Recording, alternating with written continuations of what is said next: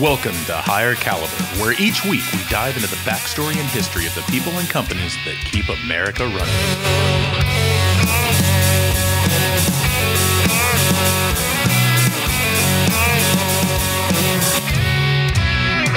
Hey everybody, welcome back to another episode of Higher Caliber. We are on episode 20 and I am sitting here with Blake Cyrus, U.S. Army Staff Sergeant in the infantry, husband, father, firearms instructor, sniper, and many other things that we're going to get into. So thanks for being here, Blake. Yeah, glad to be here. Glad we can finally sit down and do this. Yeah, we're going to do it over Zoom, but real thing's better, right? That's a fact.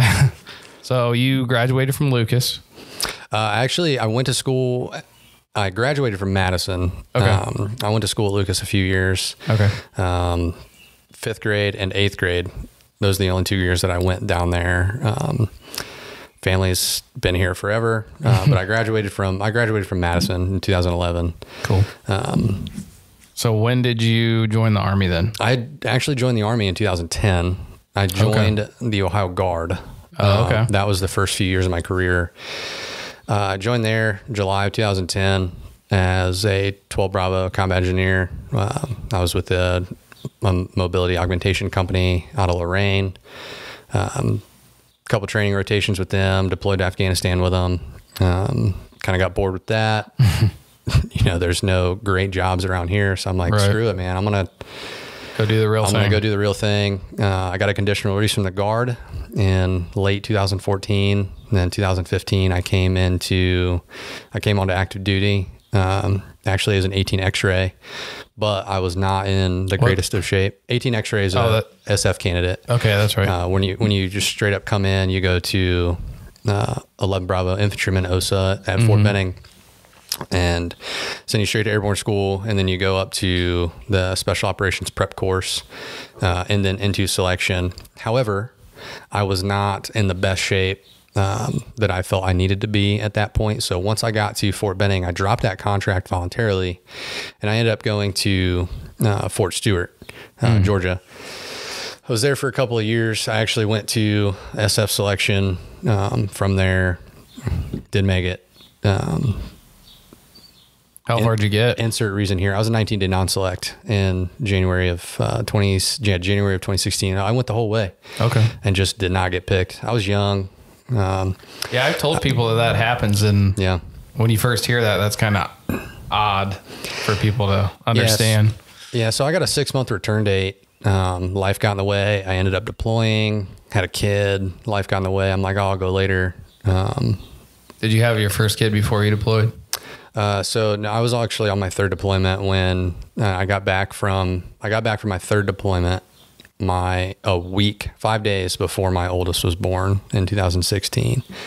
And you were doing 11 Bravo grunt stuff. Yep. I was 11 Bravo. I was in a reconnaissance platoon for one deployment, and then a sniper section for another deployment. And then when I got back from that deployment, had the kid, went on leave for that, baby leave, what everybody calls it.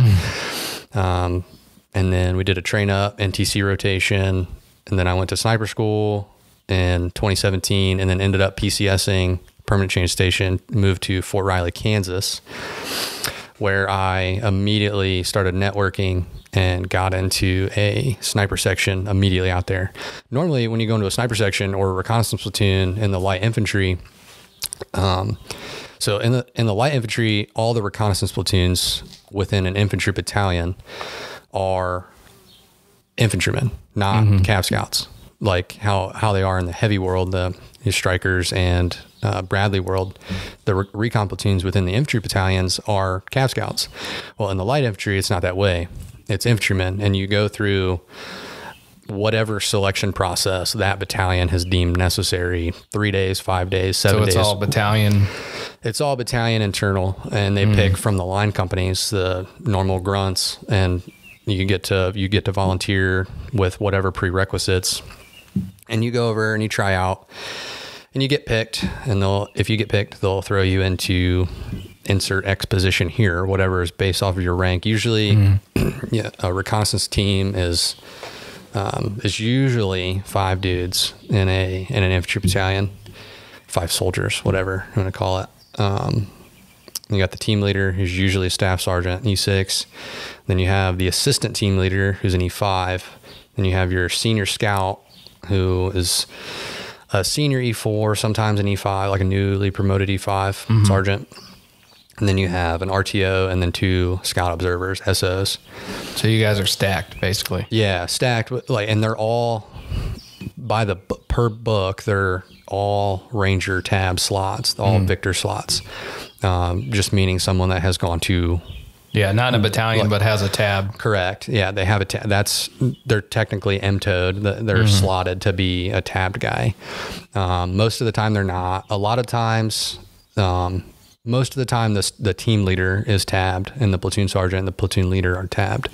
But most of the time, like the RTO and the scout, the SOs, the normal like scouts, the junior guys are training up to go and earning that spot. So I got brought in. I was a senior E4, senior specialist at the time. And I got brought in to be straight into an assistant team leader job because I'd already been a fire team leader on the line for a few months before I moved over and got picked up for this recon platoon. I went straight into that ATL, that assistant team leader job, cruised with it, and then I ended up getting brought over to the sniper section, which I had always loved shooting far. But I'd never had any training whatsoever on it. And I had bolt guns around here in Ohio, but you couldn't hunt with them, Right. I moved away before you could hunt with a rifle caliber around here. And even now it's just the straight wall stuff. Yeah, straight wall stuff. Yeah. But I had turned 18. On my 18th birthday, I bought 2 guns. I bought an AR-15 and just a regular 223. That was my first gun I ever bought. And then... Good choice. And then I actually bought it from a local guy here, Bullseye Custom Shop over here in Madison. Yeah, right down the street. I forget the guy's name. I was just talking about him the other day, but I always forget his name. Shout out to that guy for hooking me up my first gun. So actually, backstory on that, we'll segue into that real quick. On my 18th birthday, I had already bought all the parts. The only thing that I had not bought was the lower because I couldn't buy it. Oh. Well, so I went in there. I'm like, hey... I had been in there several times before. Like I picked out a lower that I wanted to get. I was just going to build it myself. I had all the tools and everything. Well, I fill out the 4473 and he calls it in. Mind you, this is 2010, right? Or 2011. Yeah, 2011. I was 18. He calls it in and it gets denied. We're like, why? Well, it was a lower. He ran it as just a lower instead of a rifle because that's what it was.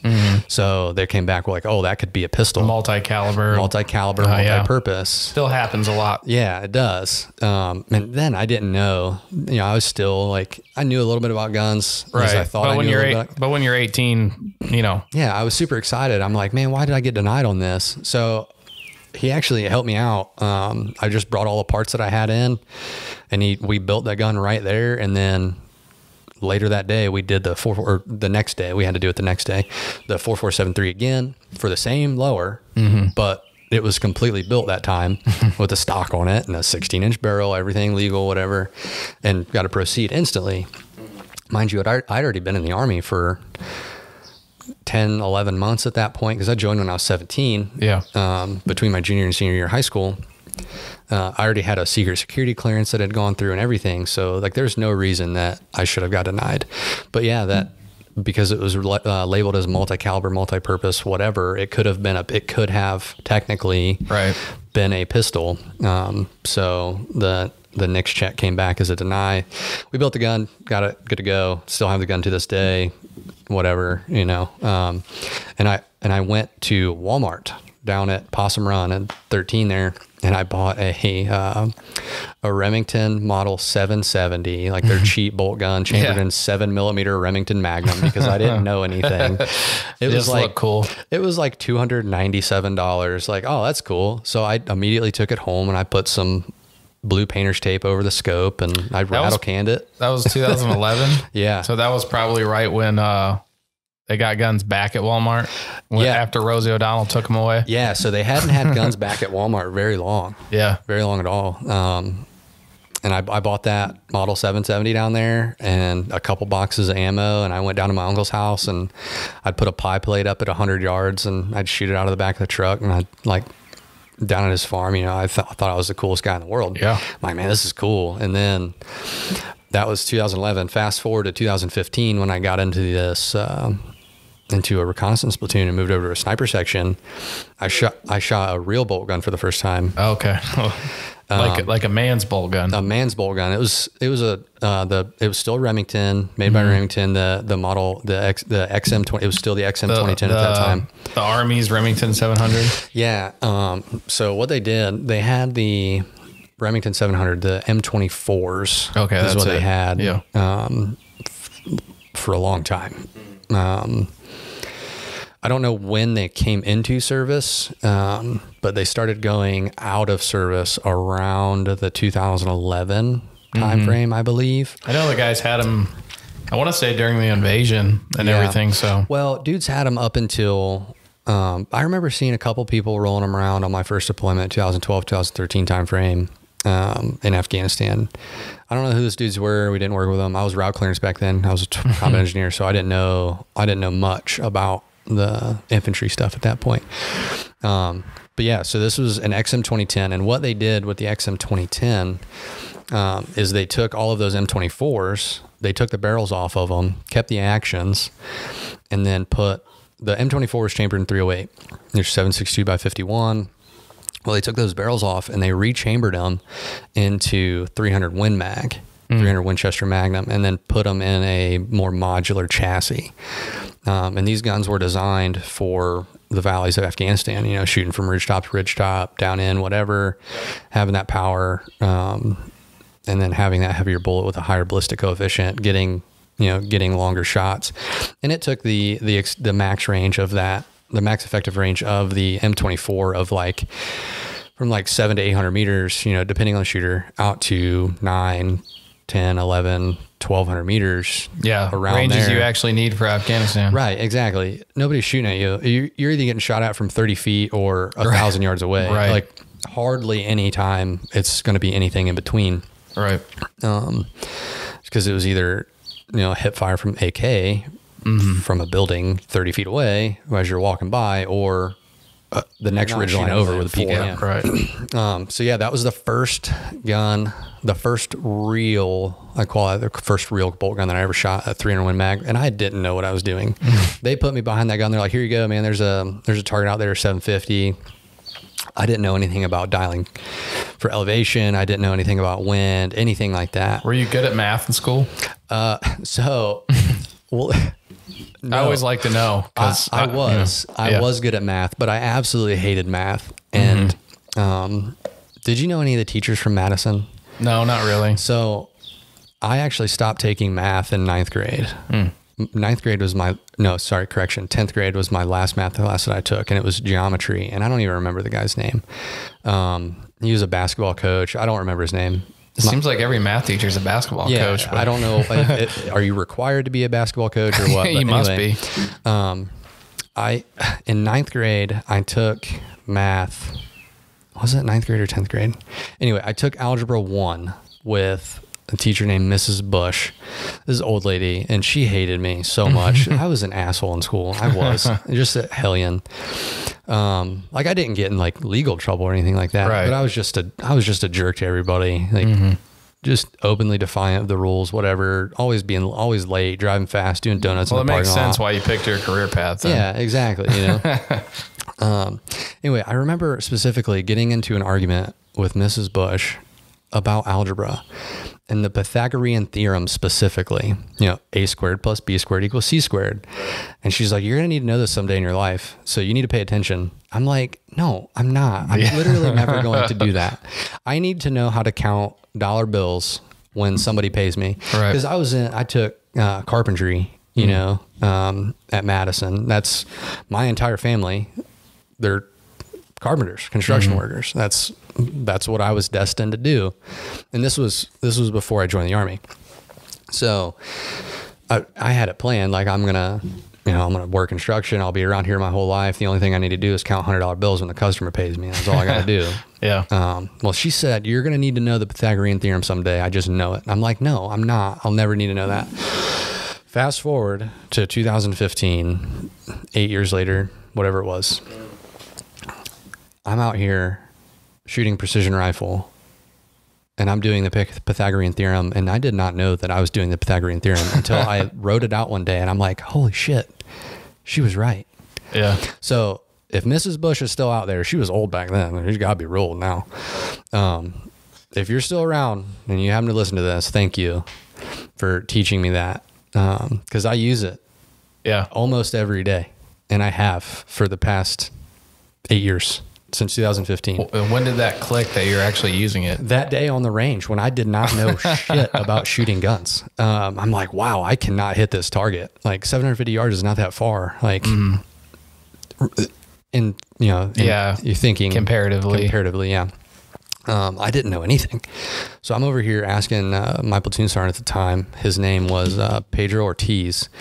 And he's actually a first sergeant over in Germany now at Hohenfels. Cool. Good dude. I still talk to him every now and then. Me and him butted heads a lot back then, but I'm talking to him. I'm like, man, I can't hit that thing. What do I do? And he was sniper qualified, Ranger tab. He had been an RI, a Ranger instructor down at Fort Benning. Great dude. He didn't like me because I couldn't run fast. At least I didn't like to run fast. I'm like, hey, what do I got to do to hit this target, man? Like, what am I doing, And he messed with the turrets a little bit, put on some elevation, and he was like, just hold on the left side, and you'll hit. So I sent one round, just bing. I'm like, oh, okay. All right, so this is way before sniper school. Like you're basically doing on the job training. This is years before sniper school. And then I'd only been in that reconnaissance platoon for a couple of weeks when this was happening. And we were out at a battalion or a platoon live fire, right? Supporting them just on the range. So we're out there the day before setting up our targets and things like that for the battalion commander to come out and validate the platoons, whatever. Because when you do these workups before a deployment or a training rotation or whatever, you obviously train your lowest element first. So you start with the team, you do team live fires, then you do squad live fires. And in between that, you're doing dry and blank fire runs and things like that, walkthroughs. Well, we're on the platoon level. The team live fire is validated by your platoon leader, usually. And then your squad live fire is validated. A fire team is like 4 to 5 dudes in the infantry world, roughly. Depending on manning, might be 3, might be 7, whatever. The team live fire validated by your platoon leader, who's a lieutenant. The squad live fire is validated by your company commander, who's usually a captain. And it depends on what company you're in, how senior that captain is. Right. And then your platoon live fire is validated usually by your battalion commander, who's a lieutenant colonel. We're at the platoon level of training at this point. So we had got out there a couple of days before to do the reconnaissance on the range, set up our targets, whatever. And that's when we're shooting. And that live fire was actually pretty wild because the way they had wanted us to set up and engage targets with the SDZs, the surface danger zones, in training, you can only shoot, certain ways, right, certain degrees off of friendly forces, anything like that, So the objective was they had to enter and clear a trench during this specific event. And to enter and clear a trench, you're setting up support by fire at the platoon level. You're setting up support by fire, your weapon squad. Your weapon squad is usually 3 240 teams, machine guns. And then you've got, in each platoon, you have 3 rifle squads, which consist of 8 to 10 to 12 guys. Squad leaders, staff sergeant, and then you got 2 sergeant team leaders. Well, anyway, the weapon squad had set up perpendicular to the trench, which they set up on the far south side of this trench, and they were shooting back uprange, which was they had just messed up. They were a couple of degrees off on their azimuth, and they went a little bit too far when they set up. And you're shooting live, and we're shooting live rounds. Oh, so these dudes are shooting 240s, 308 machine gun, and they're shooting back uprange. And next thing we know, there's rounds landing on the berm that we're laying on.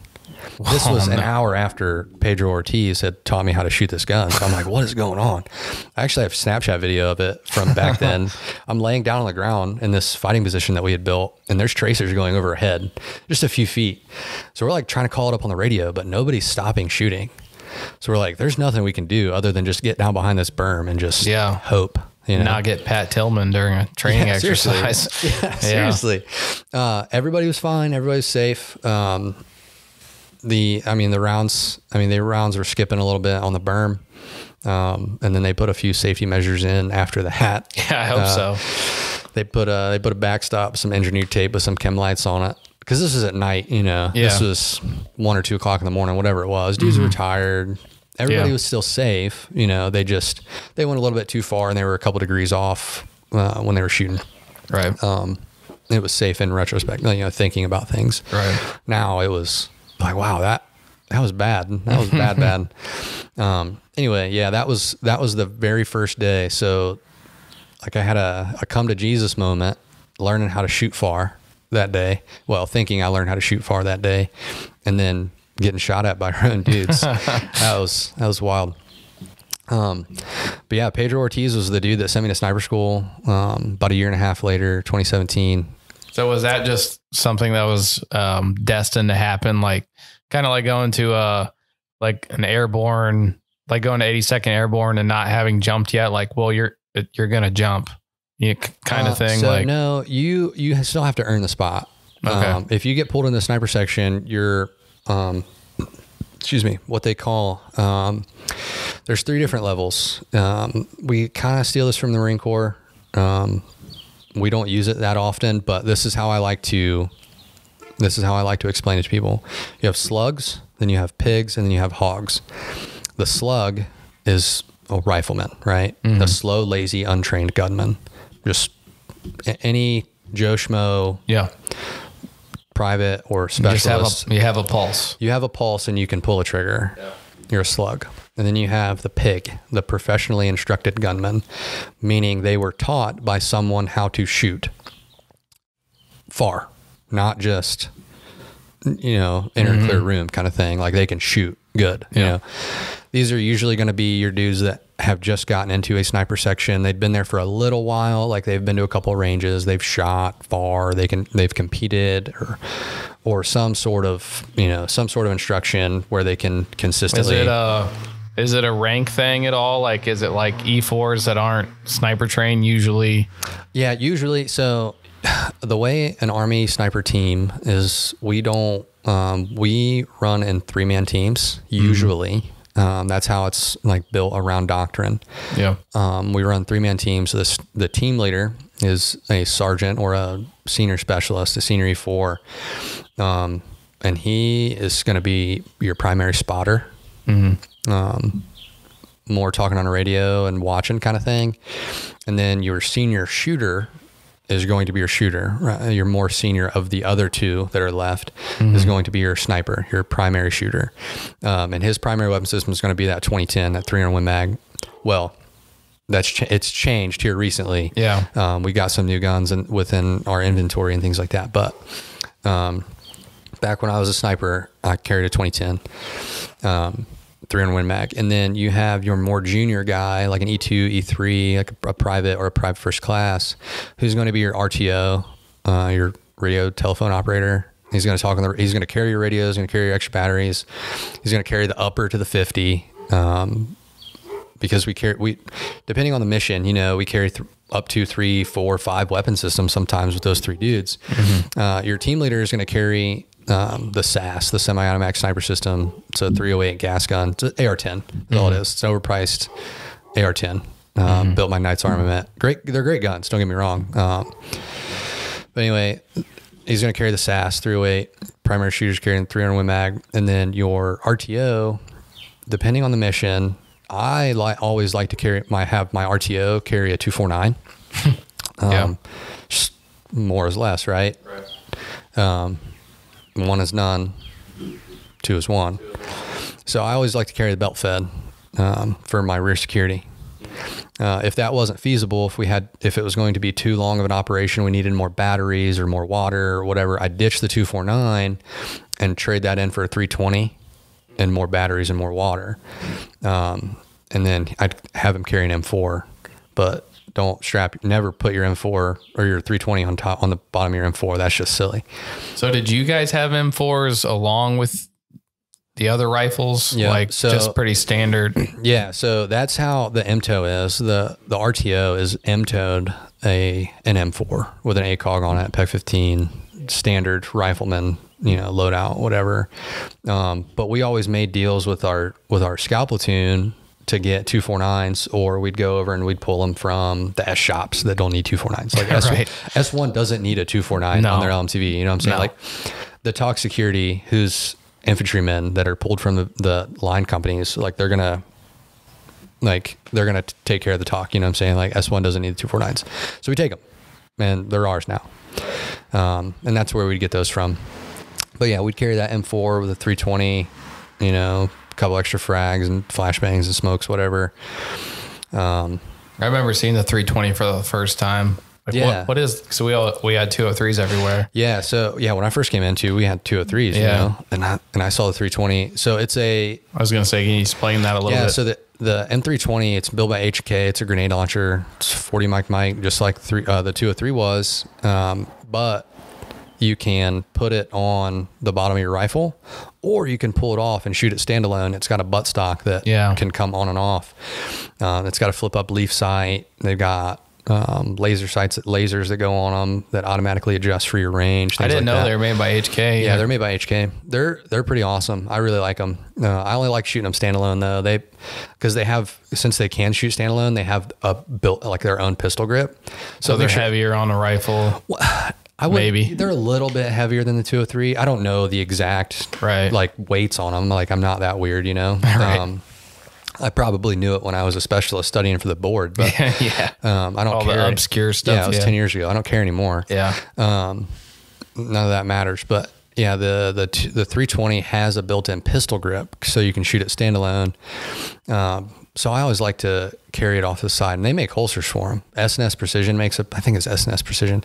They make a pretty nice holster that can go right on your battle belt and put it right behind your pistol. That's cool. And it's right there. It's got another strap that straps to your leg. And it's just right there. It's like a breakaway. It's got a piece of shot. I think I saw when we were leaving country, MP unit have them carabiner to their Molly, I think. But yeah, I've seen some people do that before. And then the Yates retention lanyards, like the personal retention lanyards that you do in like a helo.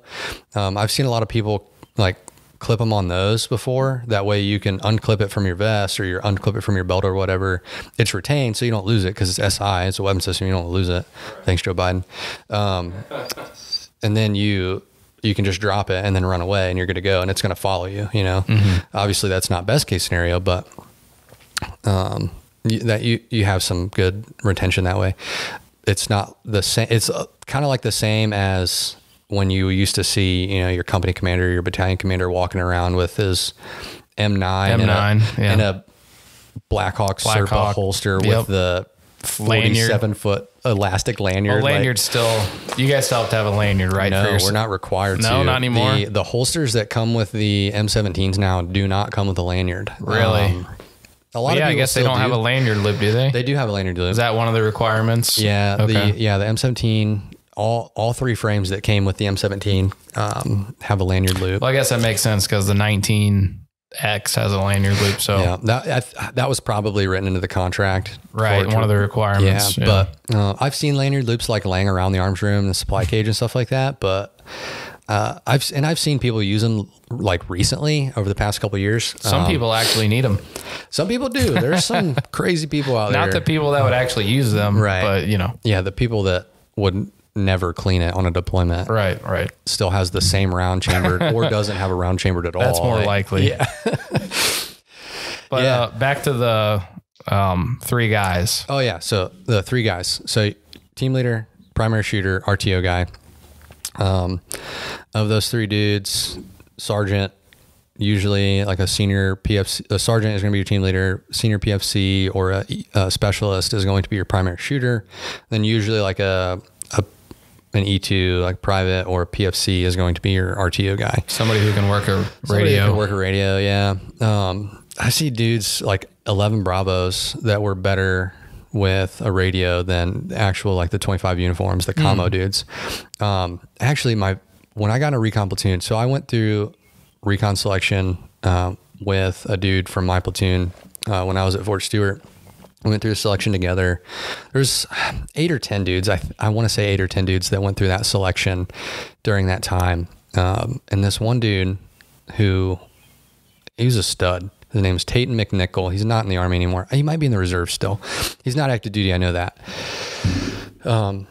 He just was a whiz with an HF radio, high frequency radio, a Harris 150. And that dude was always getting called to go teach the commo dudes how to work an HF radio. Oh, that's embarrassing. Yeah, seriously. Like, your job in the Army is communication specialist. Like, know your job, man. Mm-hmm. So we always sent him to, different comms classes with civilian FSRs, whatever. So this dude, solid guy, real great dude. And we were at NTC one time, the National Training Center out at Fort Irwin, California. I just had this weird yeah, I just threw up in my mouth a little bit when I said that. Horrible place. Yeah. I've been there way too many times. 5 times? Yeah, 5 times, I think. Anyway, horrible experiences. Anyway, we were out there one time, and our OC, our observer coach, was like hardcore on, he was a Cav Scout. He was a 19 Delta. He was Sergeant First Class. Hardcore on,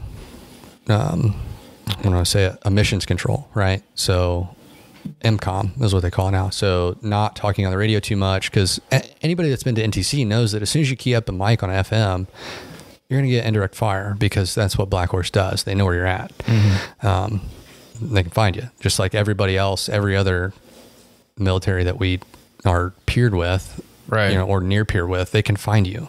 I can pull up a $40 stick on Amazon and I can find where you're at, like plug it in your laptop. Like, it's easy to do. Right. So this dude was big on emissions control. Well, it's a little bit harder to find HF. You still can. I'm not going to get into the details of that, but you can still find it. But it's a little bit harder. So we only talked on HF radio from OP to OP, observation point to observation point, and then back to the MSS, the mission support site. And then the mission support site would send up the reports over computer, TAC chat or JBCP, the FBCB2, whatever they call it today, or whatever they called it then. I can't remember what they called it then. It's JCR, Blue Force Tracker, the computer system inside your truck, whatever. Mm-hmm. They would send up the reports. Did they do it with BFTs? It's all the same thing, but they've done so many software updates. They just since then, every software update they call something else. Yeah, they had the BFT, then it was the JCR, then it was the FBCB2, and back to JCR. Whatever it is, it's the computer system inside your truck. Yeah. And it's mapping. You can see where your friendlies are, obstacles, things like that, and you can send up text messages, whatever, and it just goes off. It's a satellite. Mm-hmm. That's all it is, essentially. So the only person that was like super high speed on the HF radio at the time was Tatum McNichol, this dude. And he was my RTO. I was a shooter. I was still a specialist at the time. I was specialist promotable. I had already been to BLC. I was about to been sergeant, for the second time. And then, he was a PFC. And my team leader was Sergeant Corey Elwanger. He might still be in the Army. He might not. I'm not 100% sure. Last I knew, he was down at Fort Hood at the SFAB, but he's a good dude, real good dude. He taught me a lot. He was a sniper qualified guy. This was before I went to sniper school. This was still like early 2017. So Tatum McNichol had to do classes for everybody in the recon platoon to get spun up on this HF radio when we're in the RUBA, the rotational unit, whatever they call it, where you stay at NTC before you go out to what's called the box, where you're actually going out to training. Yeah. So he's doing classes for everybody in the RUBA, and everybody's like, how do you know this? He's like, I don't know, man. It just kind of sticks. Like, it's not that hard. He's like making people feel dumb, like these commo dudes, like these commo captains, right? That 25 alphas or whatever they are, whatever. There's always one dude that just gets it. Yeah, he just got even if it. They're not commo. Yeah. And they're usually the guys that have had the most problem with comms that finally figure it out. But yeah, so he's doing classes for essentially the entire battalion at this point. Like, there's reps from every squad from the entire battalion here, and he's teaching them how to use the HF radio. And it's going great, and we get out there and we're sending these reports over HF and things like that. And we had a couple of really good OPs that we set up, and we really shaped the battle quote unquote, the battle, you know, BB wars, laser wars, whatever you call it, you know, out there at NTC. And we ended up getting, me and Tayton ended up getting coins. Me, Tayton, and Corey, we all got coins from our brigade commander. He came out and gave us coins because of, you know, how well we ended up doing, which led into another thing. We ended up, you know, for another event that happened out there, we ended up getting some awards, which that's not why we do it, you know, whatever. Right. We got awards by default, you know, everybody gets an award when you go to NTC. Right. But Tayton's was the only one that read for a specific incident. Oh, that's cool. For shaping the operations, you know, by training the battalion. And he's not even a commo guy. He's not even a commo guy. He's an infantryman teaching the commo dudes. Everybody else's, it was, most people got like AMs, the Army Achievement Medal, whatever. It's like a pat on, a little bit more than a pat on the back, you know? But me, Tate and I ended up getting ARCOMs, Army Commendation Medals, from the division. We got penned by the division commander, and his was the only one that read something that was not generic. Everybody else's, I was like, kind of like spying on everybody else's You get folders, the same, you know? Green folder for everybody. Everybody gets the same green folder or whatever. Yeah. And, everybody said for achievement during NTC rotation, whatever it was, but Tayton's actually had a written out, you know, citation, like for meritorious service, training the battalion, whatever. That dude would have went far if he wouldn't have had some bad leaders there for a little while in the Army. That's unfortunate. I need to hit him up. I haven't talked to him in a while. Another thing, hit up your boys, you know, always hit up your dudes that you worked with. But yeah, Tate McNichol, PFC, great dude. That's the funny thing about the military is, you, like, I don't want to discourage people, but you go above and beyond and you don't get paid anymore. But I mean, yeah. What's the saying? Like, when you get fired, your job gets easier. You know what I mean? Yeah. Yeah. And you in the military, you get those lifelong relationships, you know. Like I had a soldier a few years ago. I was a sniper squad leader out at Fort Riley, and he came through, ran one of my selections, ended up getting picked up. He's a good dude, had a good head on his shoulders for the most part. Normal issues, you know. He was a private when he came in. Normal relationship issues. He got a stripper pregnant, whatever. He didn't really do that. But that's the cookie cutter situation. Really common. You either get a stripper pregnant or you buy a Camaro for 37% interest and you can't return it. Like, those are cookie cutter those things. aren't just memes. It actually happens. Yeah. This dude never even had a driver's license. Like, didn't buy a car. Like, he never spent like crazy money. Was in a sniper section for a long time. Brought him straight into the sniper section. Good dude. Anyway, he got out in 2021, like January of 21, I think, something like that, or January of 22. Yeah, it was January of 22. He got out, and I hadn't seen him since, I want to say, summer of 2021, because he ended up moving along from the sniper section back to one of the line companies, our Alpha company in that battalion that I was in out Riley, just so he could transition out, so I could make room for new blood in the sniper section when we were still over there, because I'm only allowed to have 10 dudes, including myself, so nine snipers, and then myself as the squad leader. So I was like, dude, I got to get rid of you. You're getting out. Like, if you re-enlist, I'll keep you and I'll send you to school. But he's like, nah, I'm not re-enlisting. So he got out, whatever. I sent him back to the line. I hadn't seen him since then, since I'd like moved him out of the sniper. I don't want to say kicked out, because he left like on good terms. Right. So he left the sniper section. I hadn't seen him since, it was probably August of 2021 since I'd seen him. Well, coming up here to Ohio this weekend, it was a spur of the moment thing. Like, I decided on Saturday night, I was like, I want to go up to Ohio. Screw it. So me and the kids got in the truck and we drove up here. Well, he lives in Cincinnati now. Robert Lamb's his name.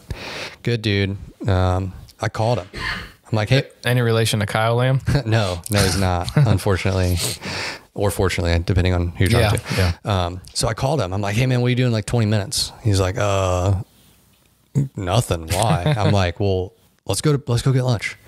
So, you know, after explaining to him that I was in town for a couple minutes, like, he came over, he dropped everything he was doing. Him and his girlfriend came over, met at a restaurant down there. We talked for a little while. It's like we never lost touch. There's nothing better than hanging out with old Army buddies. Yeah, seriously. And I do that. I try to do that everywhere I go. Like, I try to keep track of, you know, a lot of the soldiers that I've had, either leaders I've had or soldiers that I've had over the past. And I still keep track of a lot of them. probably not as much as I should, but anytime I know for a fact that one of my soldiers or leaders lives somewhere, I'll go out of my way to go see them, Yeah. Just, you never know what somebody's going through, you know? Yeah. You never know what that phone call and that quick visit means to somebody. Yeah, exactly. Yeah. He was a good dude. He kept I brought him in as an RTO, that Robert Lamb guy. I brought him as an RTO. He was a 19 or 20-year-old when I brought him in. I think 19 when I brought him in the section. Brought him in as an RTO, moved him up to a sniper right away because he could shoot. He was good to go. Now, can you just move him up to a sniper without school, or is that? Yeah. So yes, you can. As the squad leader, it's essentially your decision on who is filling what role. If I have a private first class that is a stud and a sergeant that's mediocre, I'm going to put that PFC in charge of that sergeant. It's your choice.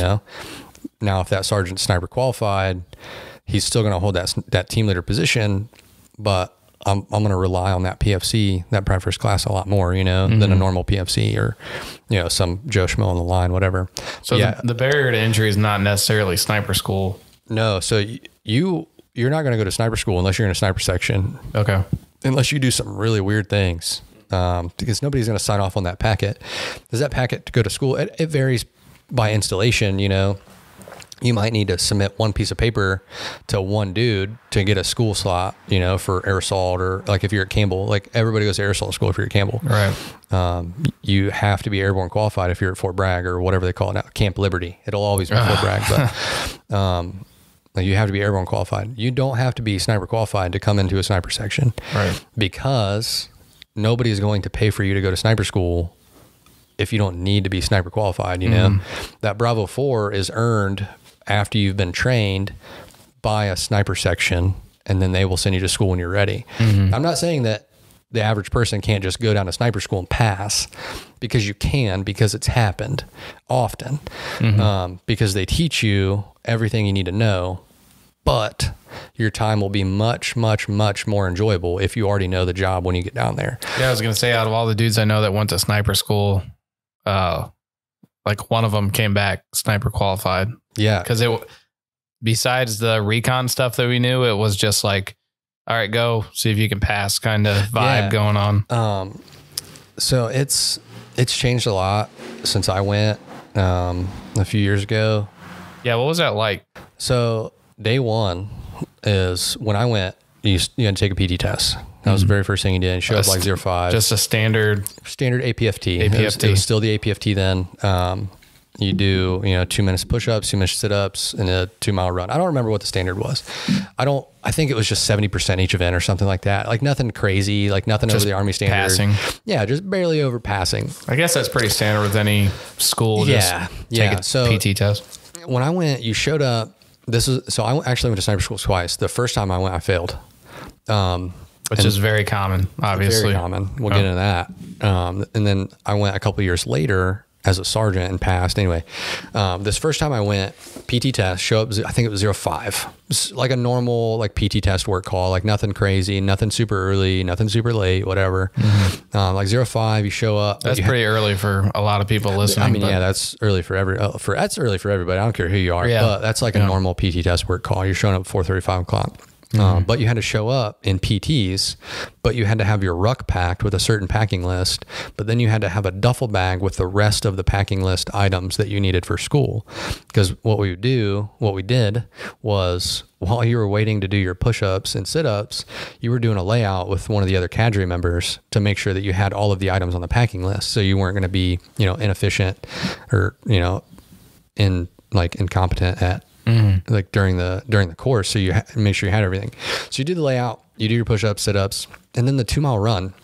Before we did the 2-mile run, they're like, hey, put your rucks on the LMTV, which is just essentially just a big flatbed truck with a canopy over the top of it most of the time, used for hauling troops and hauling rucks or bags, towing trailers, whatever. They're like a 2.5 ton dump truck, essentially, without the dump bed. Some of them have dump beds, but anyway. So they're like, hey, throw your rucks on the LMTV and then line up the start line. I'm like, what? Why do I need to put my ruck on an LMTV if I'm going to take a PT test? Like, we're coming right back here. And they're like, it's a 2 mile straight out route. Like, oh, okay. So I start my GPS watch. I had a Garmin, whatever. And we get to 2 miles and there's like nothing in sight. I'm like, where's the end of this finish line? I'm at like 14 minutes. Like I didn't want to, like, I'm not going fast. I'm not going slow. Like I'm like 14 minutes and I'm like, there's no finish line around here. And I get up like another 100 yards, like over the crest of this little hill down at Fort Benning. And there's we're on a dirt road. We were on a hardball asphalt road, made a couple turns, then we turned down this dirt road and there's nothing, winding through the woods. And there's like one other dude around me. Like I'd been to a couple of schools before. Like I didn't want to talk to anybody, especially on the PT test, like testing during evaluation. You're like, it's an integrity violation in most schools. Like you can get dropped on the spot for that, or at least counseled. Yeah, and you don't know anybody there, so there's no point. I knew 0 people. Yeah. Like I knew nobody. No point in getting in trouble for that. Like, I don't care about you. Like right. I'm worried about myself. But and it's day one. I'm like, dude, where is this finish line? So we finally get up over this hill. There's a little cone that says turn in, and I'm at like 2.3 miles, like right at 15 minutes or something like that. And I'm like, dude, I'm gonna fail this PT test because 2 miles was way back there, but the finish line's up there. Like, what's going on? So we get up there, and it's the range. It's Burroughs Range at Fort Benning. If anybody has been to sniper school or watched any of like the videos from like the best sniper international sniper competition, you know what Burroughs Range is. Big Connex building, like 3-story Connexes. Now they have a big overhang there. It's painted white and black. It's the sniper range. Nobody shoots there unless you're one of the special units down there at Benning or sniper school. Those are the only people that shoot there. Mm-hmm. Anyway, we get out there and we're like, what? Why are we ending this PT test at a range? And I have known about like what goes on day one of sniper school, but nobody ever explained this to me. We took our PT test and ran to the range to conduct what is called the shoot-in. The shoot-in or group-in, whatever you want to call it. Some people call it the group-in, some people call it the shoot-in. You have to take an M4 that you've never shot before, which, I mean, most M4s are all the same, made by Colt, whatever. But it's not yours. But it's not mine. I've never shot this gun before. I don't know the trigger. I don't know how the selector is. I don't know what the sights look like, anything like that. It's iron sights. And you have a 25-meter target, so it's not far. And they give you a target board, just an E-type silhouette cardboard with 5 0 targets stapled to it. 5 of them, 4 on the body, 1 on the head. And they give you a magazine with 25 rounds in it. It's already loaded, 25 rounds. And you have to take this M4 that you've never shot before, and you have to put, I don't remember what the standard is. I think it's you have to shoot 5 rounds on each one of those 0 targets. And you have to get 5 out of 5 rounds. You're talking about the different, like 3 different silhouettes that they're like different ranges or whatever. Yeah. Like so that standard. Yeah. The 0 target is essentially just an 8.5 by 11 piece of paper with a. Okay. That one with one silhouette. One silhouette in the morning. And it's got you said 0 target. I was thinking the qualification. Oh, the qual target. No, not the qual target. The 0 target. It's 8.5 by 11 piece of paper with one silhouette in the middle of it. And there's a circle. It's I think a 5 MOA circle in the middle of it. Like it's a decent sized circle, right? Well, you have to put 5 out of 5 rounds inside that circle on 3 out of the 5 targets. So you have to be 100% accurate on 65, I don't know what that math comes out to be, 65% of the targets or 75% of the targets, 60%, whatever it is. 60% of the targets, 100% accuracy on 60% of the targets to even get into the course. Like this is day 0. And nobody told you that? Well, I knew that I had to do that. I had been training for that. Okay. You just didn't know it was going to be right after a run. I didn't know like it was going to be right after the PT test. They're like, we get out there, that we finish our run, they call off our times, whatever. We go to our grader and like, hey, Did anybody not make the run? There was a couple people that didn't make the run. Or were they just like, all right, get in the LMTV, you're not shooting kind of thing? Yeah. That's exactly what they did. They're like, hey, you go over here. Like they just cut it off like at the Army standard, whatever it was, or the passing standard. Cause they graded everybody on the APFT was done on age groups. So it's like 17 to 21. Is it not done by age groups and sex anymore? It is. The ACFT is done on age groups is now, but it's been changed 400,000 times over the past couple of years. But APFT is graded ages 17 to 21. They graded everybody on the 17 to 21 scale. It doesn't matter if you're a 45-year-old guy. That's cool. You're getting graded on the 17 to 21 year age scale, which I think the passing was I think it was 1554 was the minimum that you could pass that standard. So they at 15 minutes 54 seconds, they you know, like, hey, everybody, if you finished after this, like, just go get on the LMTV, you're going back. So I'd passed the run by just a couple of seconds, miraculously, because I was like, I wasn't sandbagging, but I wasn't trying 100%. So the stopwatch guy was at 2.3 and not 2? It was at like 2.38 or something like that. So, like, I mean, it kind of screwed those dudes over, but whatever. Especially when you do it so long, you know exactly how to pace 2 miles, and you're like, I'm going to finish within 5 to 10 seconds of what I always do. So of what I need to pass. Yeah. And it wasn't like SF selection where, you know, the fastest dudes are the ones getting selected. It was sniper school, you know, like it's not a physical school. It's a mental school, more or less. Now, you get hemmed up every now and then if you mess something up or whatever, you know, but, so we get out there, I get that run done, and they're like, hey, you got 5 minutes to go in this Connex and change your clothes, get into range gear, come out with iPro and EarPro. So I'm like, okay, whatever. So I go in there, I get changed up real quick. I come out and I get on the line and I shoot my 25 rounds, and I'm like, dude, those are good groups. Like, I feel great about that. Like, and they're like, all right, cease fire, lock and clear. And then we go down range, and I'm looking at my target, and there's 6 5-round shot groups on it. I'm like, I only shot 25 rounds. Well, I looked at the dude to my left. And he only had 4 5-round shot groups. And they're like, oh, damn, that sucks. We can't tell whose group is whose. So you're both going to go. Oh. They dropped us both on the spot. So I didn't even make it into sniper school the first time I went. Were they like, actually, like, oh, this really sucks, man? Or they're like, you guys screwed up, whatever, just get out of here. Kind of like demeanor. I don't really remember. One of the dudes was kind of a dickhead. I do remember that. I feel like that's pretty easy to figure out, though. Yeah, you have the majority of the rounds, and he doesn't. Exactly. That's like, you can't mistake that. This math isn't mathing. Like, we don't on my target board specifically. They're like, oh, we don't know whose group is whose on this, so we're gonna knock yours out. Was the one with the extra 5 shots a bad group? Was it all over? It was. Okay, so it wasn't a bad group, but it was not a passing group. It didn't look like the other 4 that you shot. But my argument was like, dude, there's clearly 3 passing groups on both of our target boards. And then they chalked it up. We rebutted it, we as much as you could, like, hey, what's up? And we ended up talking to the first sergeant of the school at the time, and he's like, well, it's an integrity violation because you didn't shoot your target. You're going home. Whatever, dude. Like, all right, I'll come back. So how is that coming back to your guys? Like, I had called my team leader, and I'm like, hey man, like, this is what happened. He was like, man, that's bullshit. Whatever, just come on back. I was still stationed at Fort Stewart at that time, and sniper school's at Fort Benning. So it's like a 3.5 hour drive, so it's not bad, but like, I was still pissed. Like that whole drive back, I was just mad, like big time mad. So I drove back, and then the very next week I got forced PCS orders to Fort Riley. Oh yeah. So I'm like, okay, whatever, dude. Like, I guess I'm going to Fort Riley, and they're not one of the prereqs for most schools like that is 12 months retainability within that unit. And I obviously didn't have that retainability, so they weren't going to send me back to sniper school.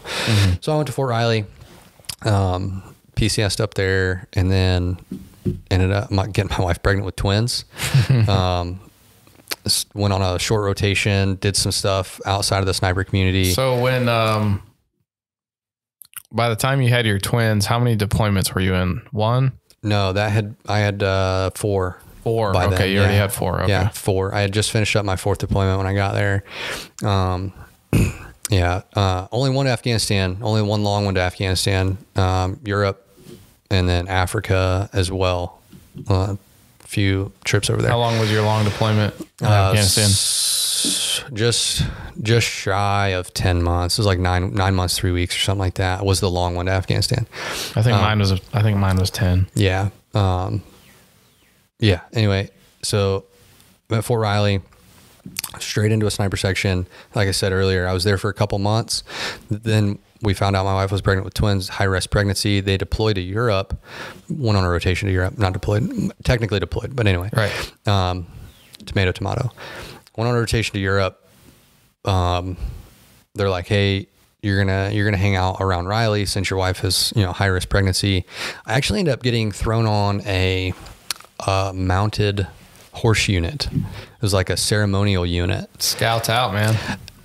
I was an infantryman, you know, engineer, the first sergeant of that company, of that, it was a cav unit. It was not even a cav unit. It was literally cowboys for the Army is what we did. We rode in parades. We went to rodeos and presented the colors. So you did a lot of DNC stuff.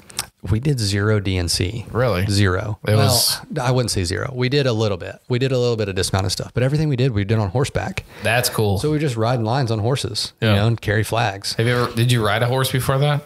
I had several times. Okay. Not like. But I'm sure there was a lot of guys that were like, "You want me to ride a horse? What?" Yeah, there were dudes, and that was like a selection based thing too. Okay. You had to go down there and do a tryout, whatever. And I had a slight agricultural background coming from Ohio. You know, I grew up working around my uncle's house, whatever. He had animals and stuff like that. Yeah. And the junior rodeos down in Mount Gilead at the fairgrounds, you know, I'd rode calves and sheep and stuff down there. Nothing like super crazy with equine. Yeah.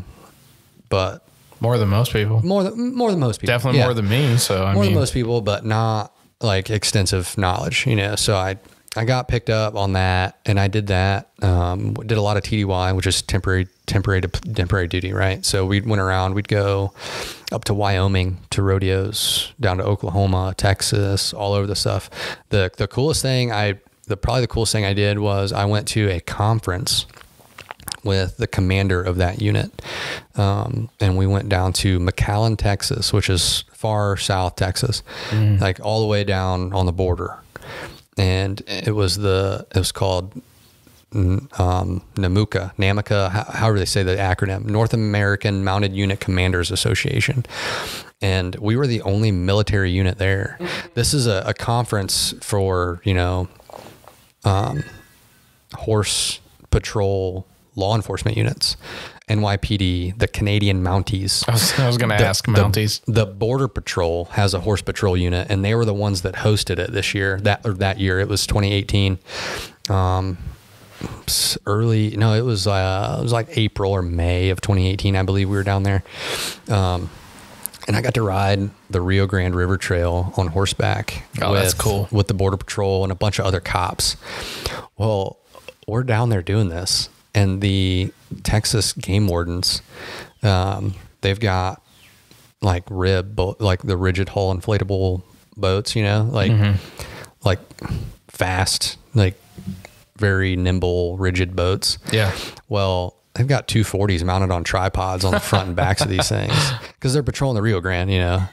Well, you never know what you're going to run into. Well, we're riding these horses, and next thing you know, there's a gunfight that breaks out just across the border between the federales and some cartel dudes, and just 240s rocking back and forth to each other. That's they're awesome. Like, hey, we need everybody to come down here. Like, this happens a lot, but everybody come down here. Like, we'll take care of it. Like, I'm like, dude, that's wild. Yeah. And you're in America. Yeah, I was in America sitting on a horse watching the federales in a gunfight. I don't know if I was like supposed to say that or not, but I don't care. It was a long time ago. Yeah.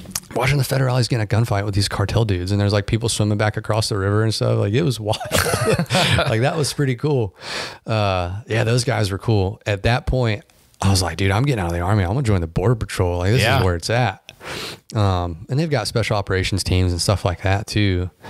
Well, then I started doing some research on the hiring process for the Border Patrol and stuff like that. I'm like, man, I can't be out of a paycheck that long before I get hired in. You know? Yeah, I know. My old platoon sergeant tried that route, and it sounded a little dumb. Yeah, I got a crazy custom story too.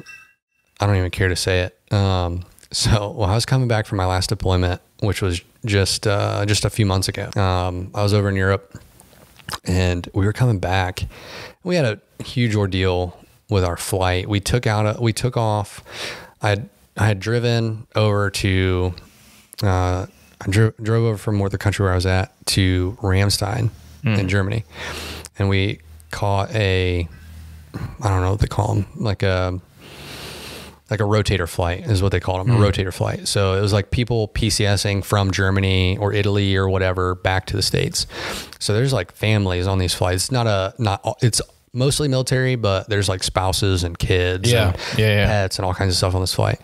Well, we get up in the air and I had popped a couple Ambien, took a couple shots of NyQuil. I'm trying to sleep this whole flight so I'm not jet lagged when I come back, because we took off like way late. Yeah, how long's that flight? Like it was like 14 hours or something like that. And like total travel time back to Kansas was like 14 hours.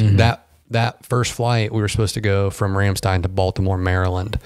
And that was only like 9 or something like that. It wasn't like insane, but I'm trying to sleep that whole first flight because we're taking off late at night. Then, which was super early in the morning. So I'm trying to sleep the whole time so I can keep my, like ease back into it. So I'm not super jet lagged. Well, the flight ended up getting delayed. We were supposed to take off at like 5 p.m. local time, Ramstein. So you're just like, we didn't. Yeah, I took that when we were going through security. I'm like, we'll be on the plane in, 30, 45 minutes. I'm going to take these Ambien. Well, fast forward to 2300 that night, supposed to take off 2300. They're just now calling for boarding. So I'm like in a stupor, right? Taking these 2 Ambien and a couple shots of NyQuil. Yeah. I can barely stand up to get on this plane. Well, I finally get to a seat and I get laid down, whatever, and I'm out like a light. And I wake up and I gotta go to the bathroom. I stand up, go to the bathroom. Fasten seatbelt sign comes on. I'm like, dude, I can't hold it. I'm going to the bathroom. The plane makes a hard right bank. We're like, what the hell is that? That's weird. We're talking like a huge, like commercial. Yeah. Like, was it like Delta? It was a 747. It was, I don't remember what charter, like what airline it was, Omni Air or something. 747. Yeah, it was a big 747, right? There's hundreds of people on this plane, like kids, spouses, dogs, whatever. Hard bank. And the pilot says, we have to make an emergency landing in Shannon, Ireland. So like, what's going on? And it's like 2 in the morning, like my physical time, right? I don't remember what time it was there, local time, whatever. So we get there, we land. I'm a little bit coherent, but not really. Well, I fall back. I go to the bathroom. I sit back down. I fall back asleep. Next thing I know, my watch, which is still in Germany time, says like 6 a.m. You time traveled? I'm like, what? And we're still sitting on the ground in Shannon, Ireland. We were sitting there for over 4 hours. Well, apparently somebody got sick. They had to deal with that. Whatever happened, XYZ happened to that guy. So they get him off the plane, whatever. Well, by this time, the pilot would have been over his allotted flight time hours, or a lot of his wake time hours, or whatever it was. Yeah. So he wasn't going to be able to make the flight all the way to Baltimore from there and be legal within FAA guidelines, And they're like trying to explain this to us. And I'm not dumb, so I can comprehend what they're trying to say, even though I'm in a stupor still from the Ambien that I took 12 hours ago. I think they call that robo-tripping. Yeah. It's like, so it's like 6 a.m. and they finally get a new flight crew up there, and we take off. And I have a connection in Baltimore that's supposed to take me to Chicago to meet a connection to go to Kansas City to get back to Fort Riley. Well, we land in Baltimore. We were supposed to have like a 14-hour layover in Baltimore. So I had planned to get a hotel room, go relax, take a shower, whatever. We land in Baltimore at the time that my connection is taking off. Oh, no. Like, crap, that sucks, man. Well, everybody's in a hurry to get their baggage claim. And, coming like internationally is kind of a nightmare because you have to go through customs again. Yeah, they make you feel like you got to fill out. You're not even American anymore. Yeah, just trying to come back home. Like, dude, I have a military ID. Like, yeah. I get it. There's bad apples out there, so you can't trust. You can't trust everybody. Whatever. So they're doing their jobs. I get it. Mm-hmm. Well, we all get our bags, and we're waiting in line at customs in the basement of the Baltimore airport for several minutes. Mm-hmm. Not a soul around, and the door was just open to go out into the main terminal. So we all flew, entire flight flew from Ramstein to Baltimore, and we didn't even have to go through customs. They made us fill out the cards and they collected them, but we never went through customs. Like, they never searched anybody's bags, like nothing. We just walked through out into the main terminal, which we had went through security you know, like it Right. was safe, but I mean, it obviously wasn't the right protocol. So I'm sure that if somebody hears this, somebody's going to get fired, but I don't really care. Well, I'm sure they figured it out later. I'm sure they did, but I mean, I never got a phone call like, hey, did you bring Right. anything back to the United States? Well, too little, too late, I guess. Yeah, I didn't, you know, whatever. Yeah. But yeah, that was crazy. But then another crazy custom story, when we were coming back from Africa on one of my trips, we were in West Africa. So we were like the only Americans around. There was no customs agents. They were not going to fly customs agents in to check our bags to fly back. And we were flying a direct flight, like a contracted flight from this country straight back to our base in Georgia. This was when I was at Fort Stewart. So they brought in one customs agent and trained some of our senior NCOs. There was only like 60 or 70 people that were there, like not many. They trained some of our senior NCOs as like, I guess, impromptu customs agents to check all their bags. So they were checking our bags, and that was the most strict customs experience that I've ever had. From the NCOs? From our NCOs checking them. It was Really? like a couple sergeant first class that were checking our bags. Like they were tossing everything. Everybody's bag got checked 100%. Like even coming out of Afghanistan, like, you know, you containerize everything in Kandahar, Bagram, wherever you're coming out of. And customs comes through and you got to lay everything out and they check it, whatever. They check it for dirt, make sure you're not taking back any moon dust or anything like that. Right. Like even that wasn't as in depth as what. Well, they were probably like, well, I can't mess them up if I toss everybody's bag, and Exactly. I'm an NCO, so I can do that. Yeah, exactly. Like they were power tripping on this stuff, like tossing everything. That was wild. We had a couple dudes trying to, like, one of the things is you can't bring back unfinished wood. Like it has to be treated with like polyurethane or stain or whatever. Never heard that. Yeah, that was one of the things big over there because we ended up going out into town a couple times, and you know, people were buying like random artifacts, like plaques for their families and whatever, you know. And they don't want like what is it? Crazy bugs, like to be invasive in species and things like that. I think that's pretty normal. Yeah, that's absolutely normal. I think I remember that from Jamaica coming back from our honeymoon. Like, oh, is this finished? Yeah. we were actually over there that time, training with the local, we were in Senegal. We were in Senegal that trip. We were training with a Senegalese. We were told that they were like a brand new sniper unit, right?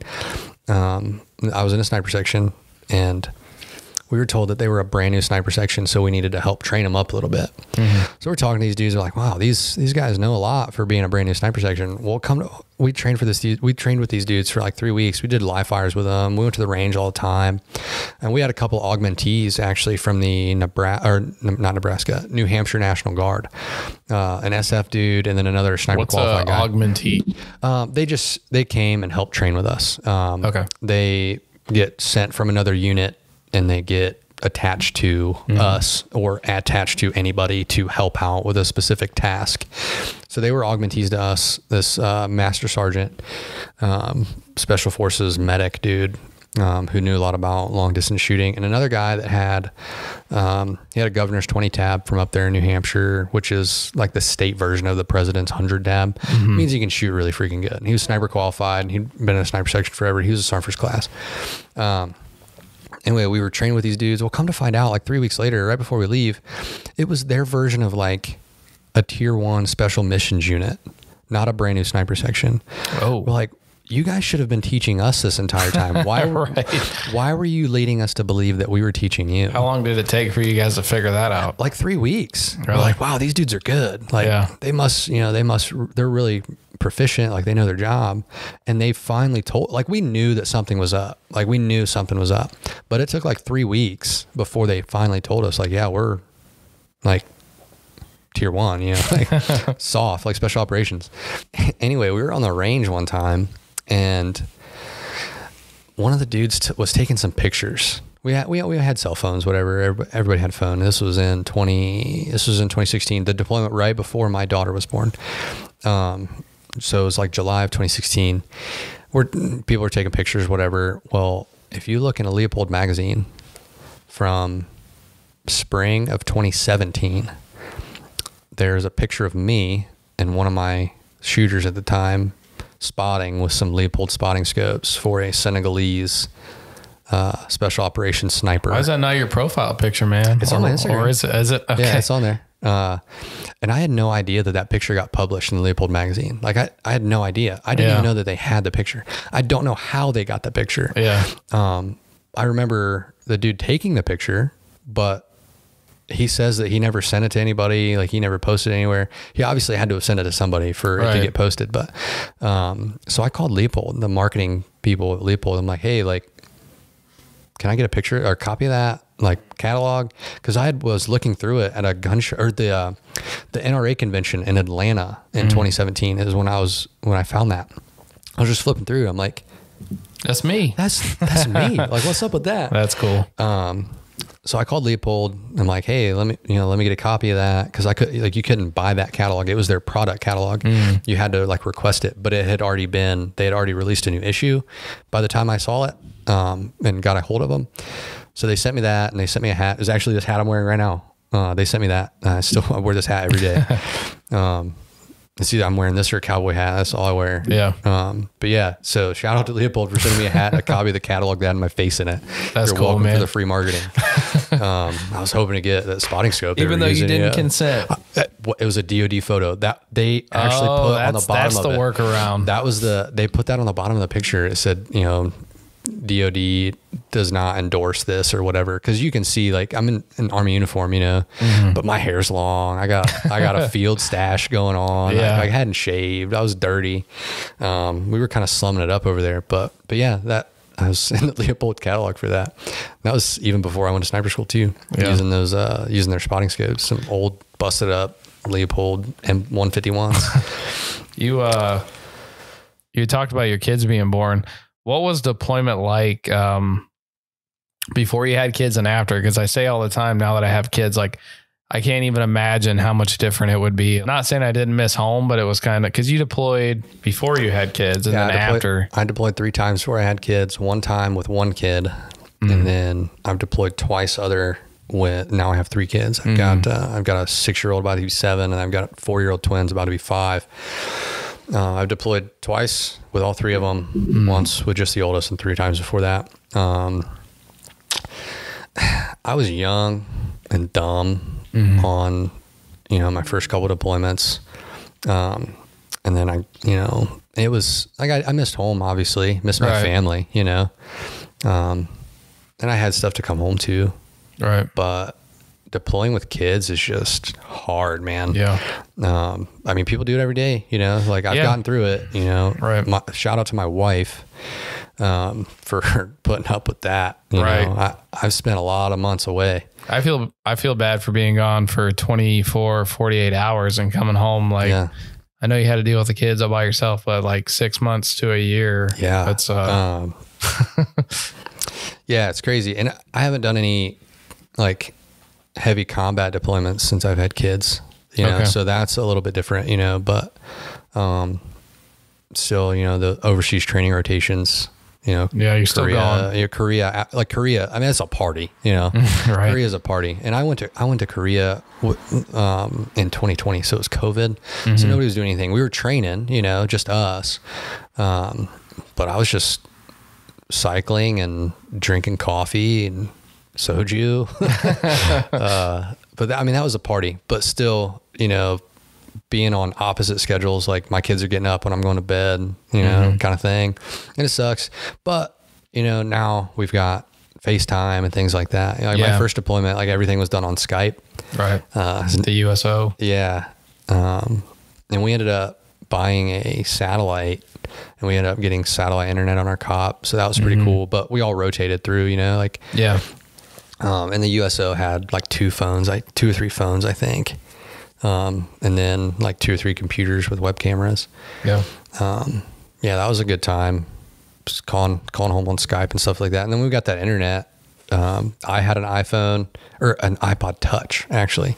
I had an iPod Touch. It was like the first generation of iPod Touch that had a forward facing camera. So I would, I think, I had one in, 2011. Yeah.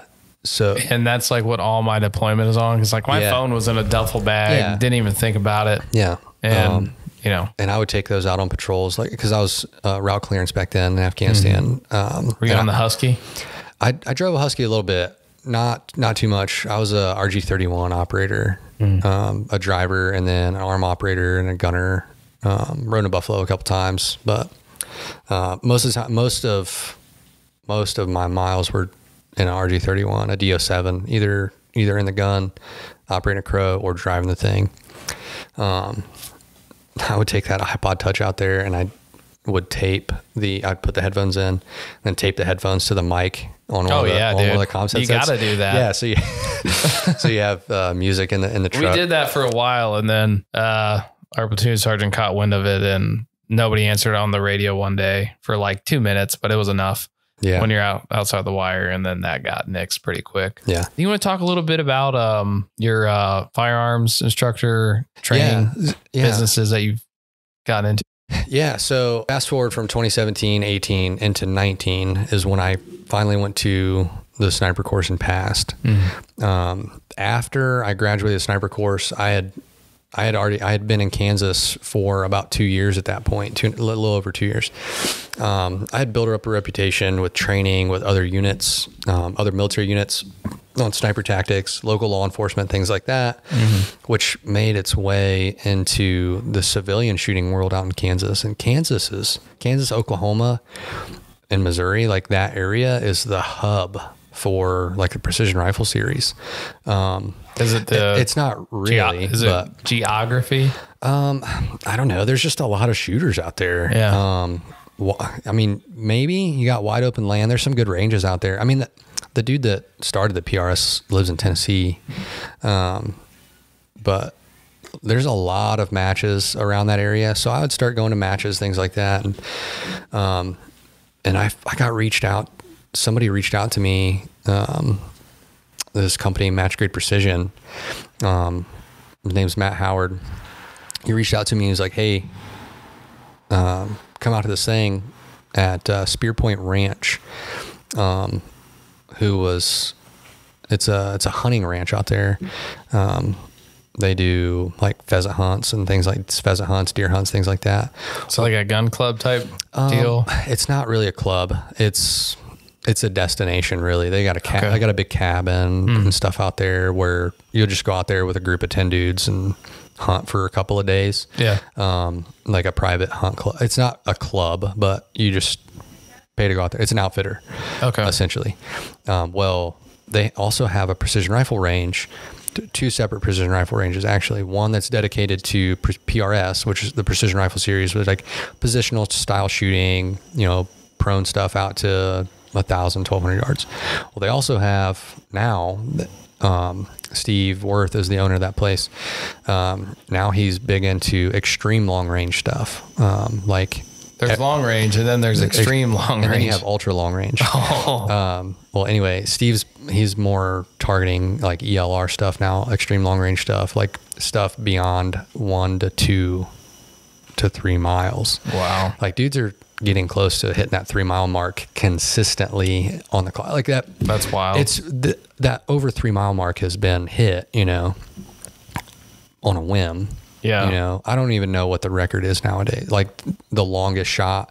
Yeah. It's starting to creep all the time. The guy from Canada had it for quite a while. That was the longest kill. Oh, okay. That was the longest kill. Yeah. His name was Dallas Alexander. He's a great dude. We'll talk about that actually here in a second. Anyway, Matt Howard reached out to me. He was like, hey, come out to this thing. It's a Kansas Tactical Officers Association, KTOA, or something like that. Sniper team leader touch point.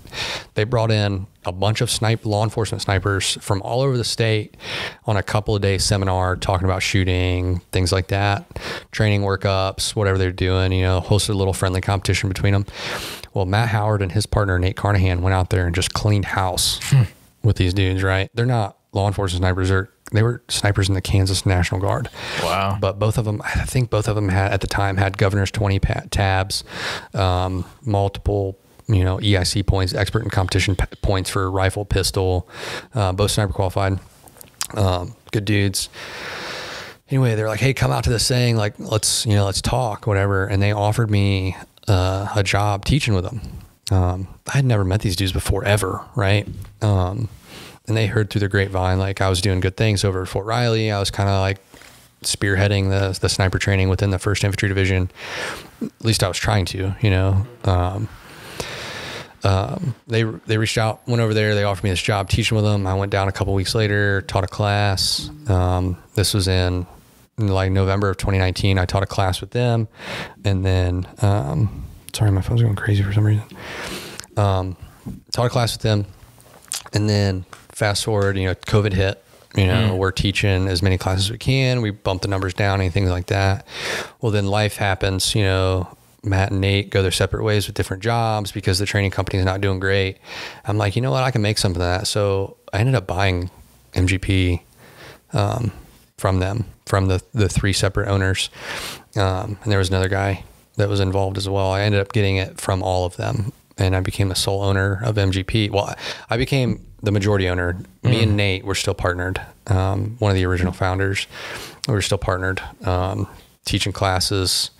Branched out, came over here and taught at your guys' place, your facility here in Ohio, a handgun and carbine class.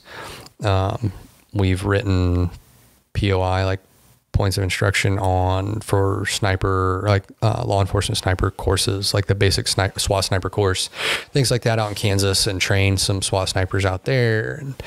And we've got instructors down in Arkansas, up in Iowa, over in North Carolina.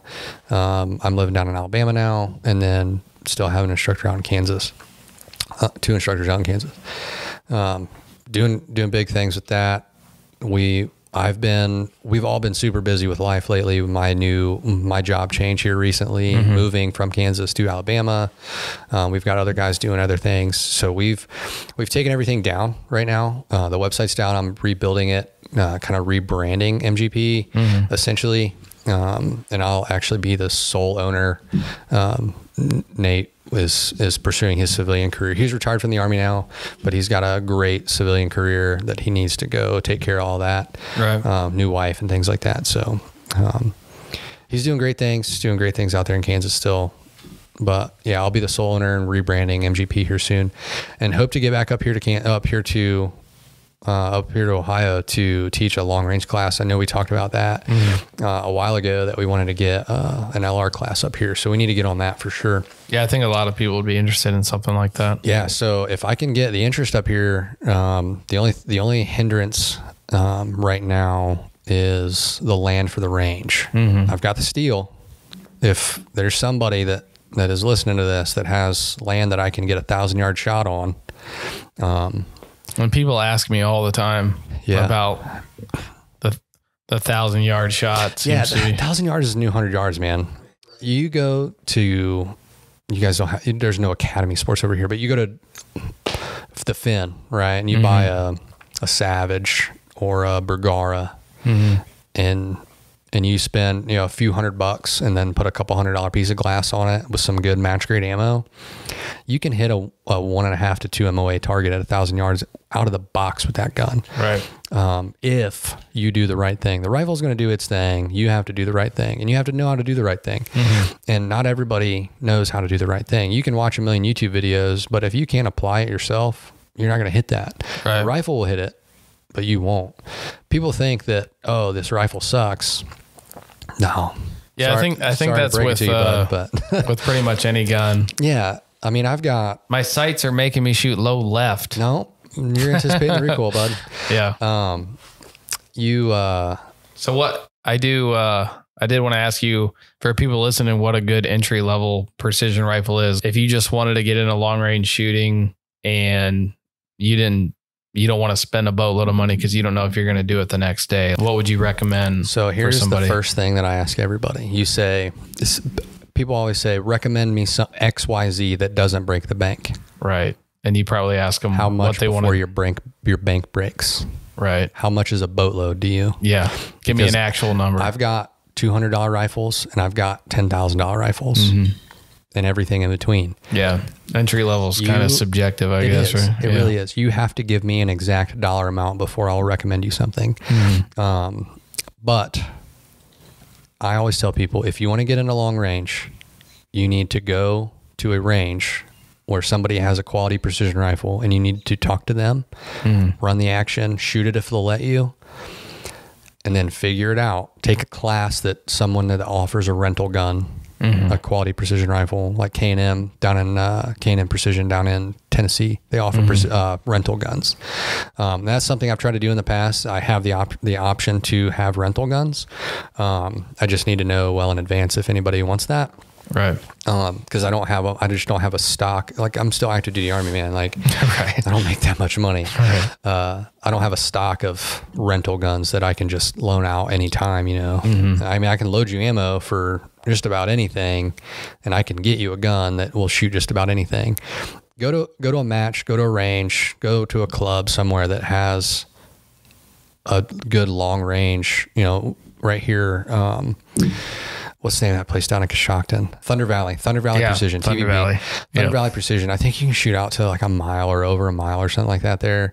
How far can you get at like Camp Perry? Camp Perry, that's 1,000 yards service rifle range, I think is the longest range they have there. The CMP up there, you can go up there and talk to some dudes about service rifles. You know, that's an hour and a half from here, hour and 20 minutes, whatever it is.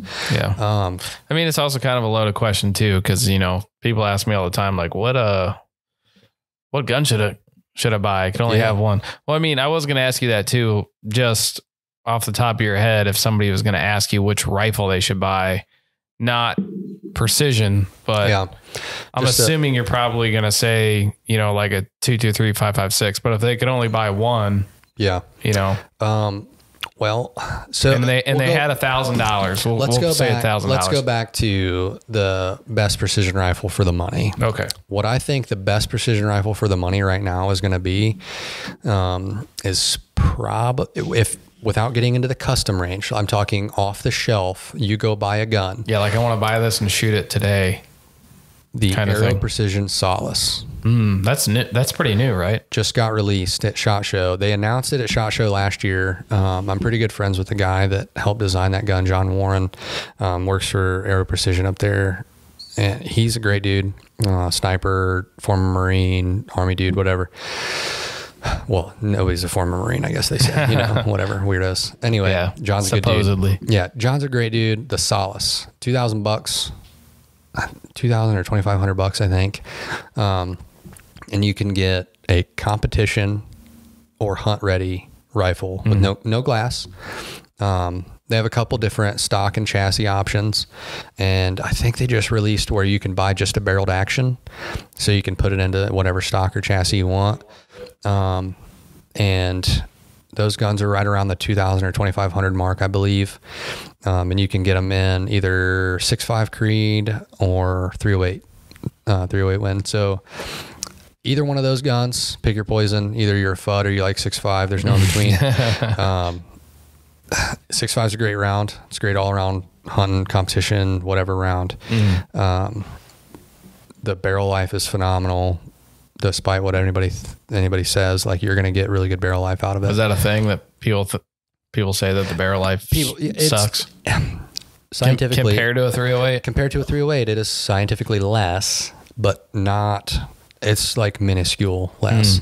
Now, the average shooter is never going to shoot out a 308 or 6.5 barrel. That's the thing when people bicker online about barrel life for anything. They're never going to reach. I shot out 5 barrels in 2021 on my bolt gun shooting competitions. I shot over 30,000 rounds. Yeah. Now, before you started shooting your first competition, did you think it was like a gimmicky thing? Like what, barrel life? You're talking no, specifically? Not barrel life, but just like doing long range competition. Was that like when you were you're in your active like in a sniper section? In your sniper section, did you think sniper section was kind of like just gimmicky? No. Competition is the best way to prove your tactics. Yeah.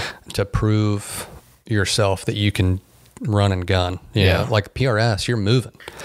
Like a lot of times, you know, you got to move from stage to stage. You have to move from different positions within those stages, and you're always on the clock. You know, you're either like 90 to 120 seconds is your average, and anything between like 105 is like obviously that bare minimum, like that average of how long you're going to have per stage, which some people say, oh, it's 2 minutes. I got 2 minutes to shoot 10 rounds. You have 2 minutes to build your position, calculate, read the wind, and engage 10 rounds on, it could be 10 different targets. It might be one target, 10 positions, or it might be 10 targets, 10 positions. You never know until you get up there and read the course of fire or whatever. So competition is amazing. If you're in a sniper section and you're listening to this right now, go to your commander, have him sign a POV transport memo, and go to a match with your bolt guns. Take your MRADs that you just got, that you've probably never shot, take it out to a match and shoot it. You're going to get humbled. I don't care how good of a shooter you are on a flat range, shooting prone, like these sniper sections probably are. Go shoot off of a tank trap or a PRS barricade for time. Right. You're going to get humbled real quick. And it's definitely like that with any discipline, because people that shoot like defensively only and put up their draw videos on Instagram, they go shoot a local USPSA or IDPA match and they just get their shit rocked. Absolutely shit pushed in. Yeah. So I thought I was a great shooter, right?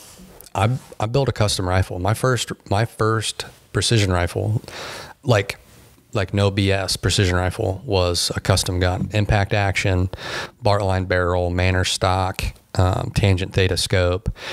I got about $10,000 in it. 9,000 maybe, 9,500, something like that. It was up there. We'll call it 10. About $10,000. Yeah. I went to a match with this gun.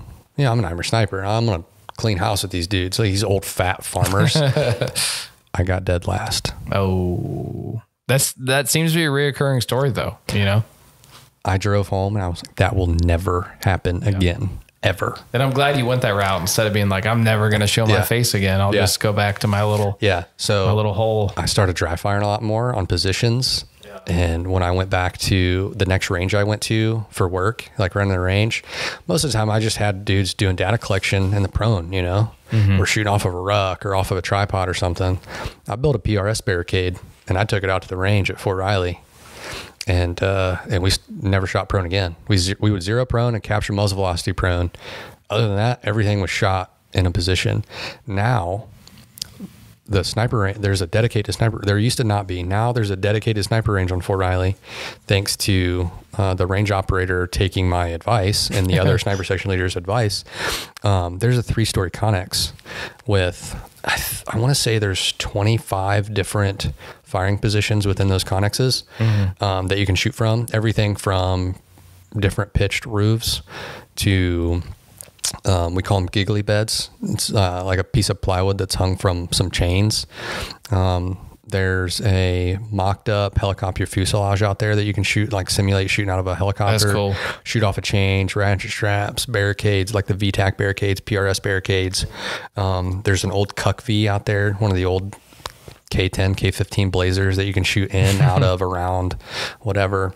And there's like 75 or 80 pieces of steel at everything from 200 to 1,200 yards. They didn't have that before? No, there was a few pieces of steel and a little gravel berm that you could shoot from, and that was it. Yeah. And now that dude, Sergio, he's a wild character, but man, he takes pride in that range now. He's a pretty awesome guy.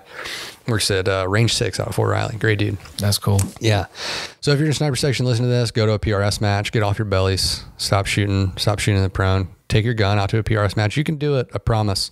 Done it in the past. And then if you go to your commander with wanting to train, like, he'd have to be a really shitty commander to tell you no, you can't train. If he says no, then you already know he's a shitty commander. Yeah, if he says no, go to the battalion commander. Like straight up, run until tackled. That's always been my philosophy. Yeah. If they're not allowed to tell you no, or if they're not allowed to tell you yes, they can't tell you no. That's a good point. You know, like the company commander owns the guns, right? They're on his hand or seat. He's the owner of those guns. He's in charge of the training for his company. The snipers are always in the HHC or the HHT, depending on what kind of unit you're in, you know? So like within that HHC, that commander is usually, not always, usually the most senior captain. He's like, probably he's already done with his staff time. He's about to PCS, maybe go work at the War College or go be an ROTC instructor or something like that. Anyway, so he probably isn't going to care to sign an extra memo for you to throw that gun and some ammo in your POV and drive an hour to your local range and shoot a match, you know, on a Saturday, whatever. Another thing that I highly recommend is for sniper section leaders, like that staff sergeant, or that senior sergeant that's in that position, send one of your dudes to the armorer course and get him put on the unrestricted access memo for the arms room. You never have to rely on the armorer to get your guns out again. And then what I always did when I was a section leader was I would sign directly for those rifles. The armorer was never signed for those rifles. So I could all the liabilities on you. 100% on me, and they'd just be stored in the arms room. So I could go in there anytime I wanted to, within reason, obviously, within legal and moral, like, reason. I could go in there and take those guns anytime I wanted to, and we'd go dry fire on a Saturday. You know, dudes are bored. We're staying in the office. We're going to dry fire on the barricades we had in there, you know, whatever. We don't have to wait when we're at 04 for a ruck out to a range to go train for a couple days. We don't have to wait for the armor to show up, you know, whatever. But got off on a little tangent there. We'll go back to the guns. So Aero Precision Solace, $2,000, $2,500, slap a scope on there. If you're worried about weight, buy a Leopold because they're a little lighter. Or do some more curls or do some more curls. Yeah. The Vortex Razor Gen 3s, I think they're around $3,000. It's an oddball magnification range. It's like 4 to 36 or 6 to 36 or something like that. If you are a little bit more budget conscious, you can pick up a Leopold Mark V for $1,700.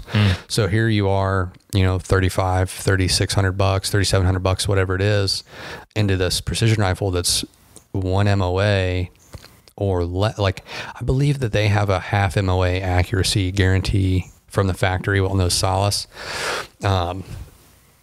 That's what the rifle is capable of, not what you're going to put down, you know? Right. Like, you still have to do your part to get that half MOA. And when I say half MOA, you know, like a minute of angle is an angular measurement. So half MOA is just under a half of an inch at 100 yards.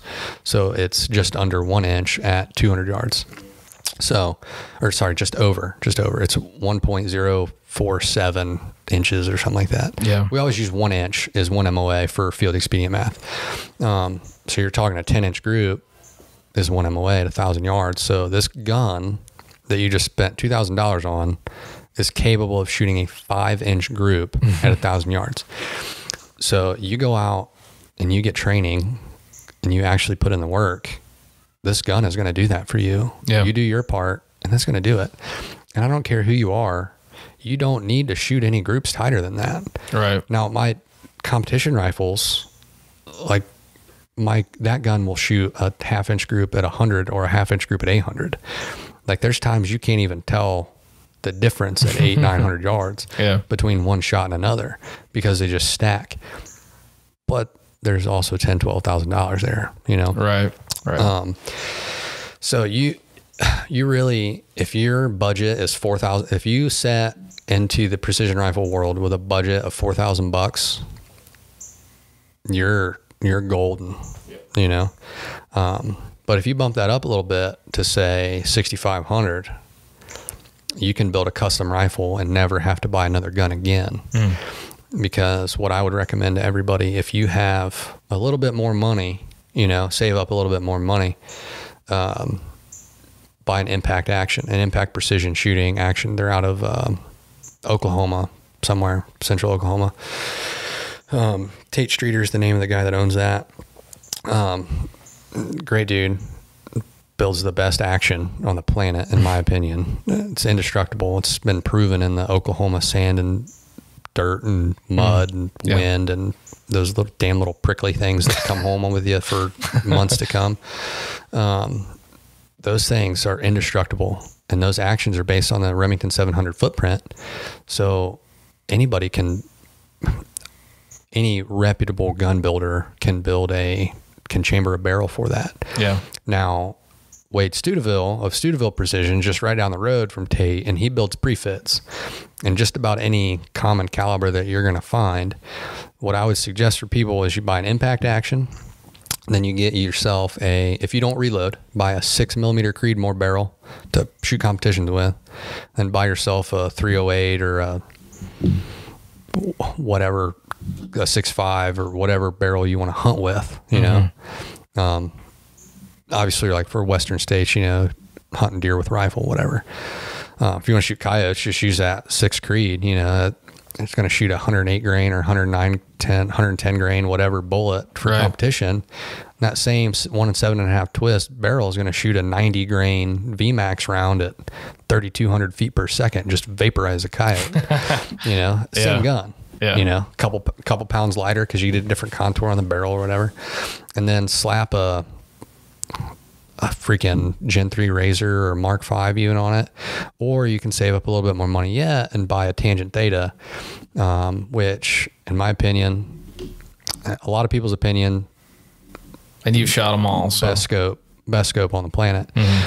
Durability, repeatability, the glass is perfect. They come out of Canada. The same company, you know, the Elcan, the 4 power and the 3.5 power that they put on the machine gun. 7.62s, yeah. So same company that makes the Elcan, the Armament Corporation out of Canada makes the Tangent Theta. Fantastic scopes, but you're going to be in them for, you can pick up a used one for $4,000, $4,100 maybe. I want to say they're right around $5,000 retail. But if you haven't trained in any of this stuff, then that's really not going to be, that's really not going to matter. Notice the difference. Yeah. You know, I did a side-by-side test. You know, I'm a nobody really. I like to shoot, you know, I'm in the Army, whatever. I did a side-by-side test with a buddy of mine down at the NRA Whittington Center. He had a ZCO, zero compromise optics. He had a ZCO on his rifle and I had a Tangent on mine. Both of them 5-25.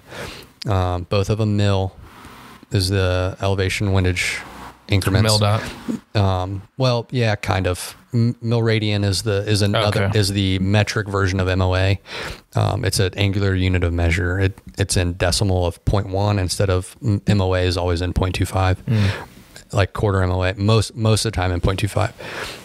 But MRAD is so much easier to understand. It's better all around in my opinion.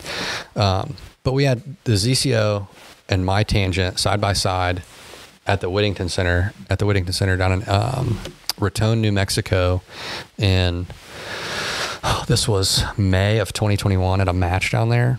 And there was a sign, the range rule sign that we were looking at from my cabin that was 1,000 yards away, and I could read the range rules with my Tangent, like 1,000 yards, like read them verbatim. And he could see that there were words there, but he couldn't make them out. This was at kind of at dusk. It was probably 7:30 that night. So like the sun was behind the mountains. So like it wasn't optimal lighting conditions by any means. But it was substantially different. You know, right there, we had them on tripods right next to each other. I looked through his ZCO, he looked through my Tangent, and I was like, man, I can't read that. And he was just spouting off what the range rule said through my Tangent. And so you're happy with your purchase? I was very happy with my purchase from that point on.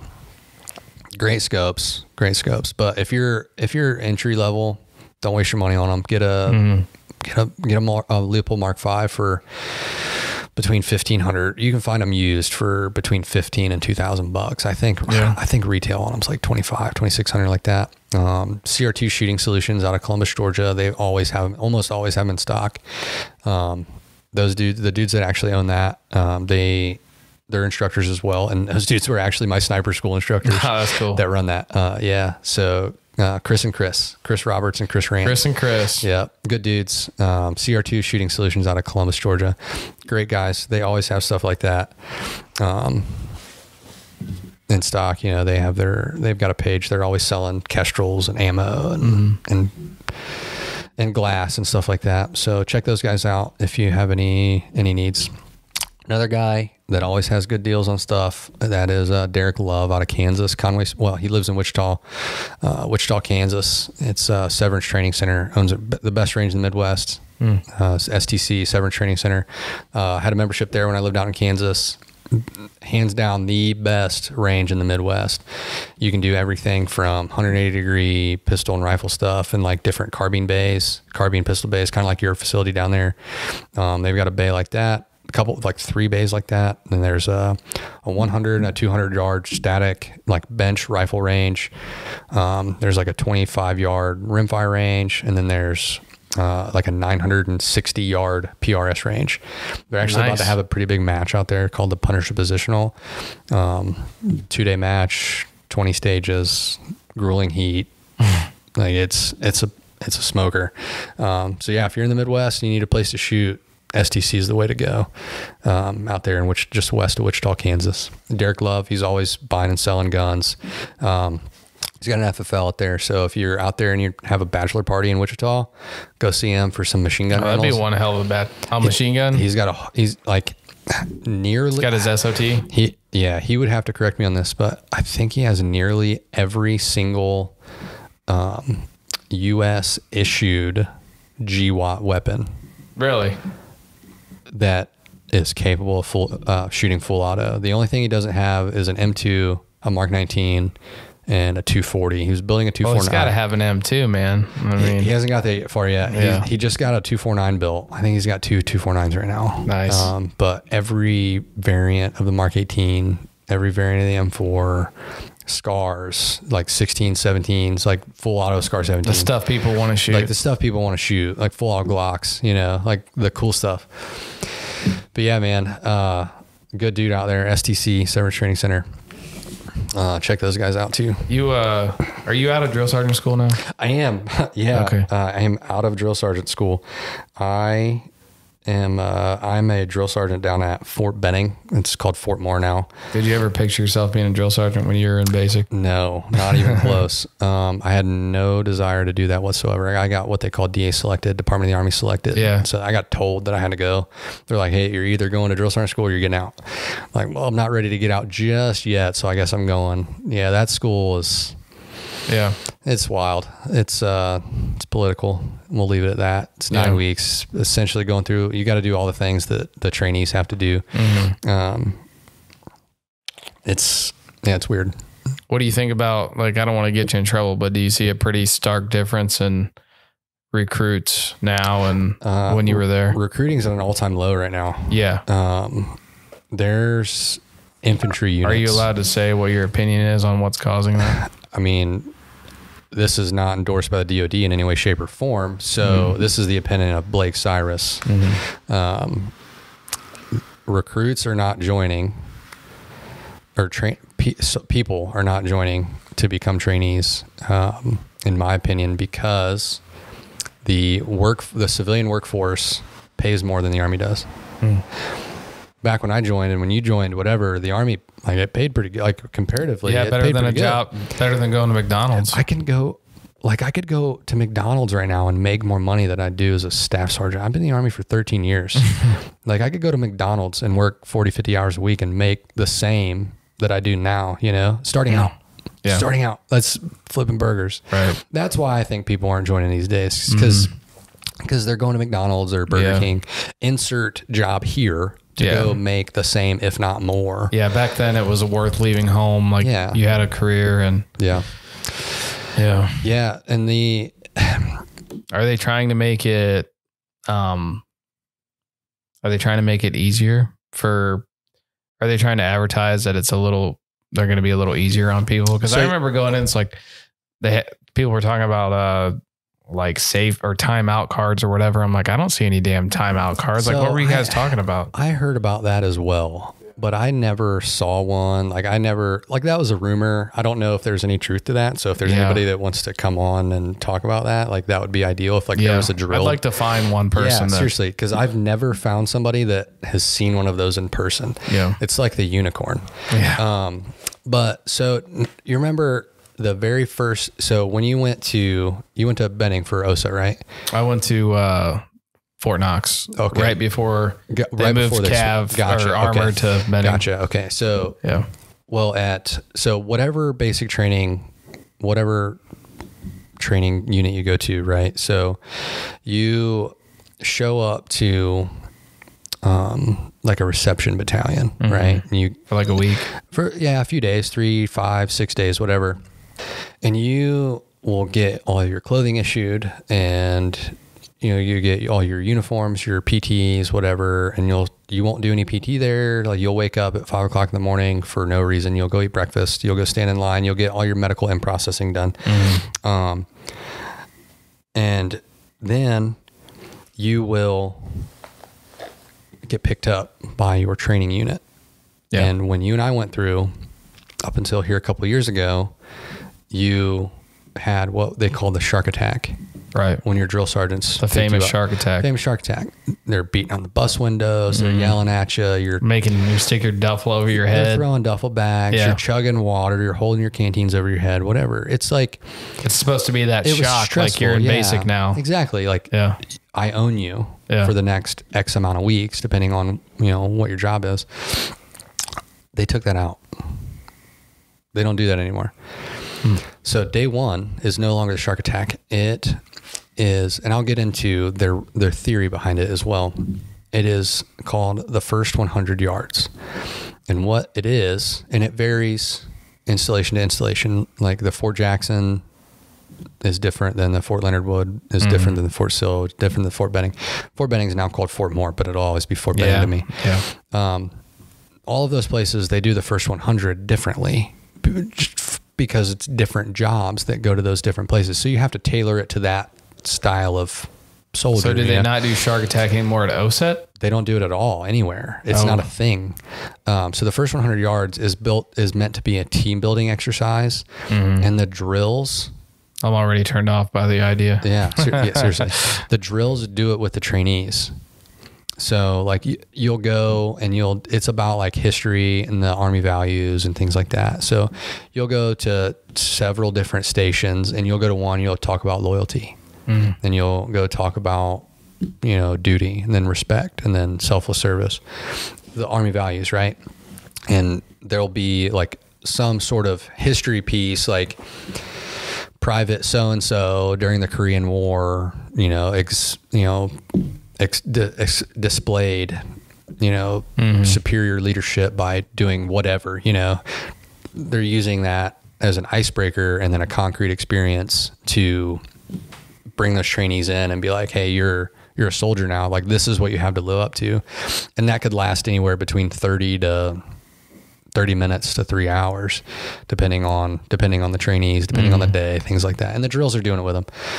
And then that first 100 is culminated by the drill sergeants. 2 of the drill sergeants demonstrate a buddy team live fire. They do it with blanks, but so cover me while I move, battle buddy. Got you covered. Cover me while I throw my grenade. Things like that. So, and that's how they culminate it. And then they move up into their rooms, and they're doing everything in their rooms, or in the bays, whatever, where everybody sleeps for the next 9 to 22 weeks, whatever it is. Yeah. So their reasoning behind that is to the one team, one fight kind of thing. I'm not saying that I agree with it, but you're there doing the job. I'm there doing the job, and I understand why. One team, one fight. Like, I'm not better than you. Like, they want you to think, like, they want the trainees to think like your drills are not better than you. We are, we've been there, done that, whatever. Right. Like, I'm better at my job than you, but I'm still a person. You're still a person.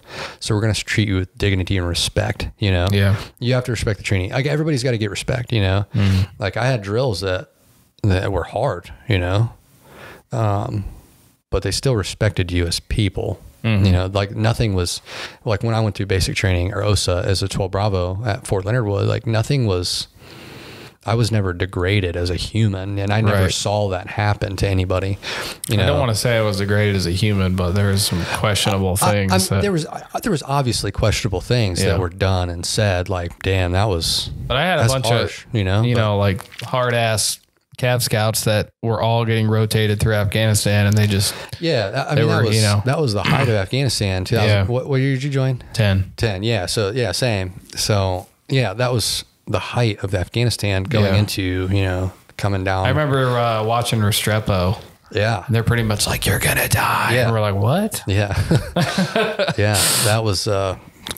And I was surprised we watched a movie, and I think it was the later phase, second end of like not basic training. But I'm like, we're watching a movie. I read the book,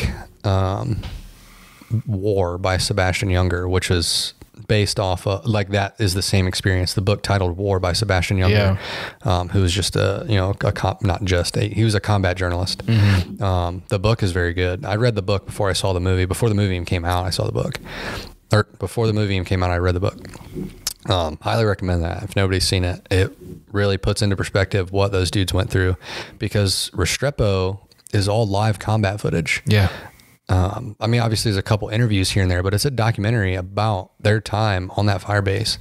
Those dudes were in it, you know?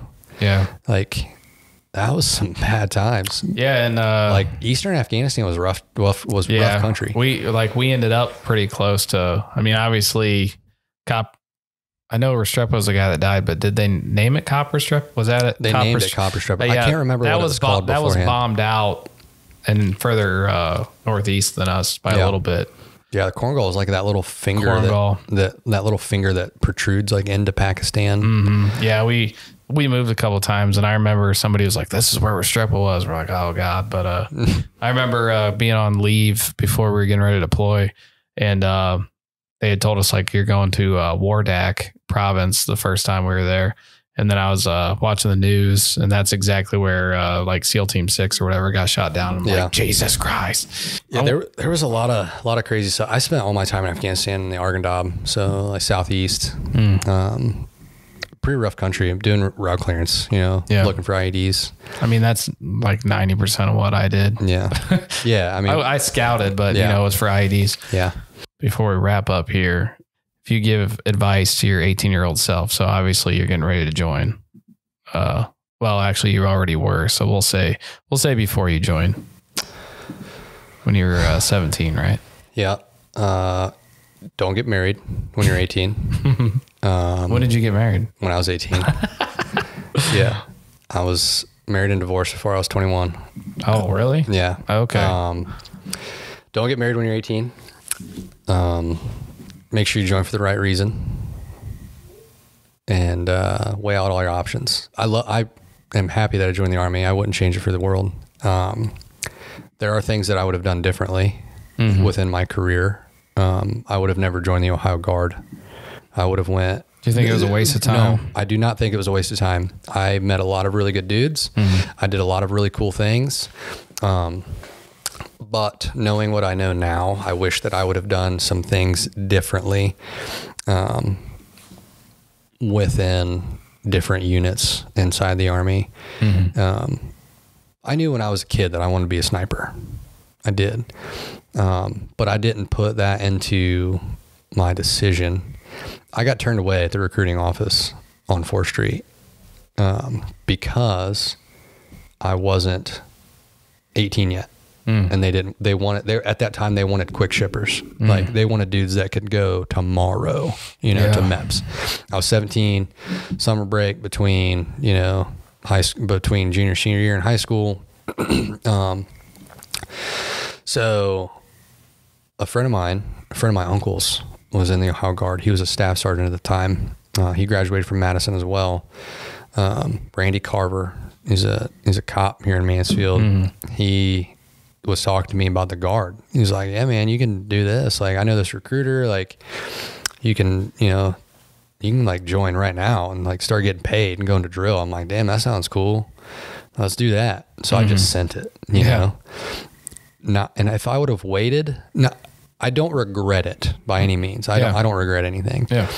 I wish that I would have waited and done what I really wanted to do, which was be a sniper. I took the first job that was available, which was combat engineer. And that was that. And that was that. You know, I signed a 6-year contract with them. I did right at 4 years, just over 4 years with them. They gave me a conditional release before I went active duty. But like I said, I knew I wanted to be a sniper when I was a kid. I was in my mom's house. My room was on the 2nd story over on 430, across from the dance studio on 430, just down from where East Chicago used to be. Yeah.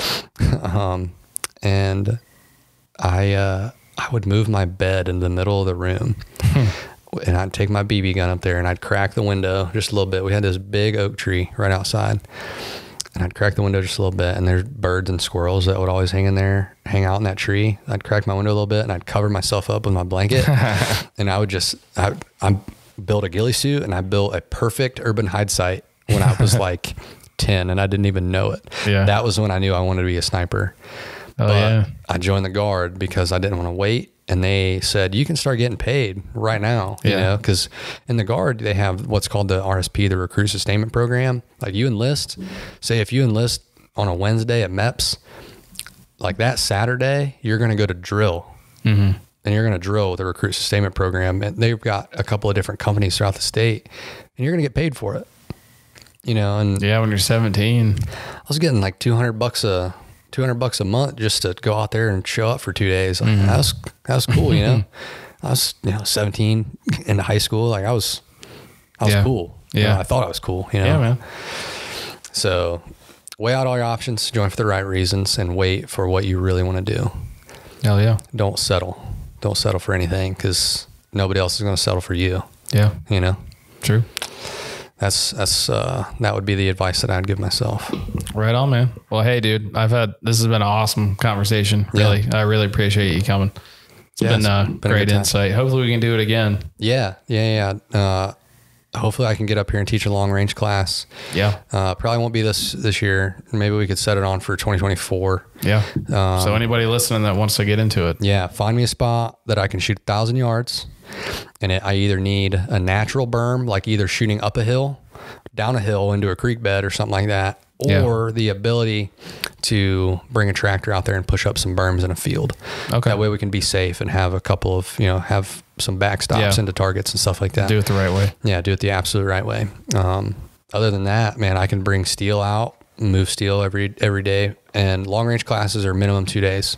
Yep. I like to do 3. Minimum 2 days. Okay. So, right on, man. If anybody out there's got a 1,000-yard spot, hit us up. We can get one going. And to sweeten the pot, if you have the property that I host a class on, you get a spot to that class for free. There you go. So that'll sweeten the deal. You a few $100. Right on. Yep. Yeah, man. It's been a good time. Yeah. Hell yeah. Thanks, man. All right. Later, guys.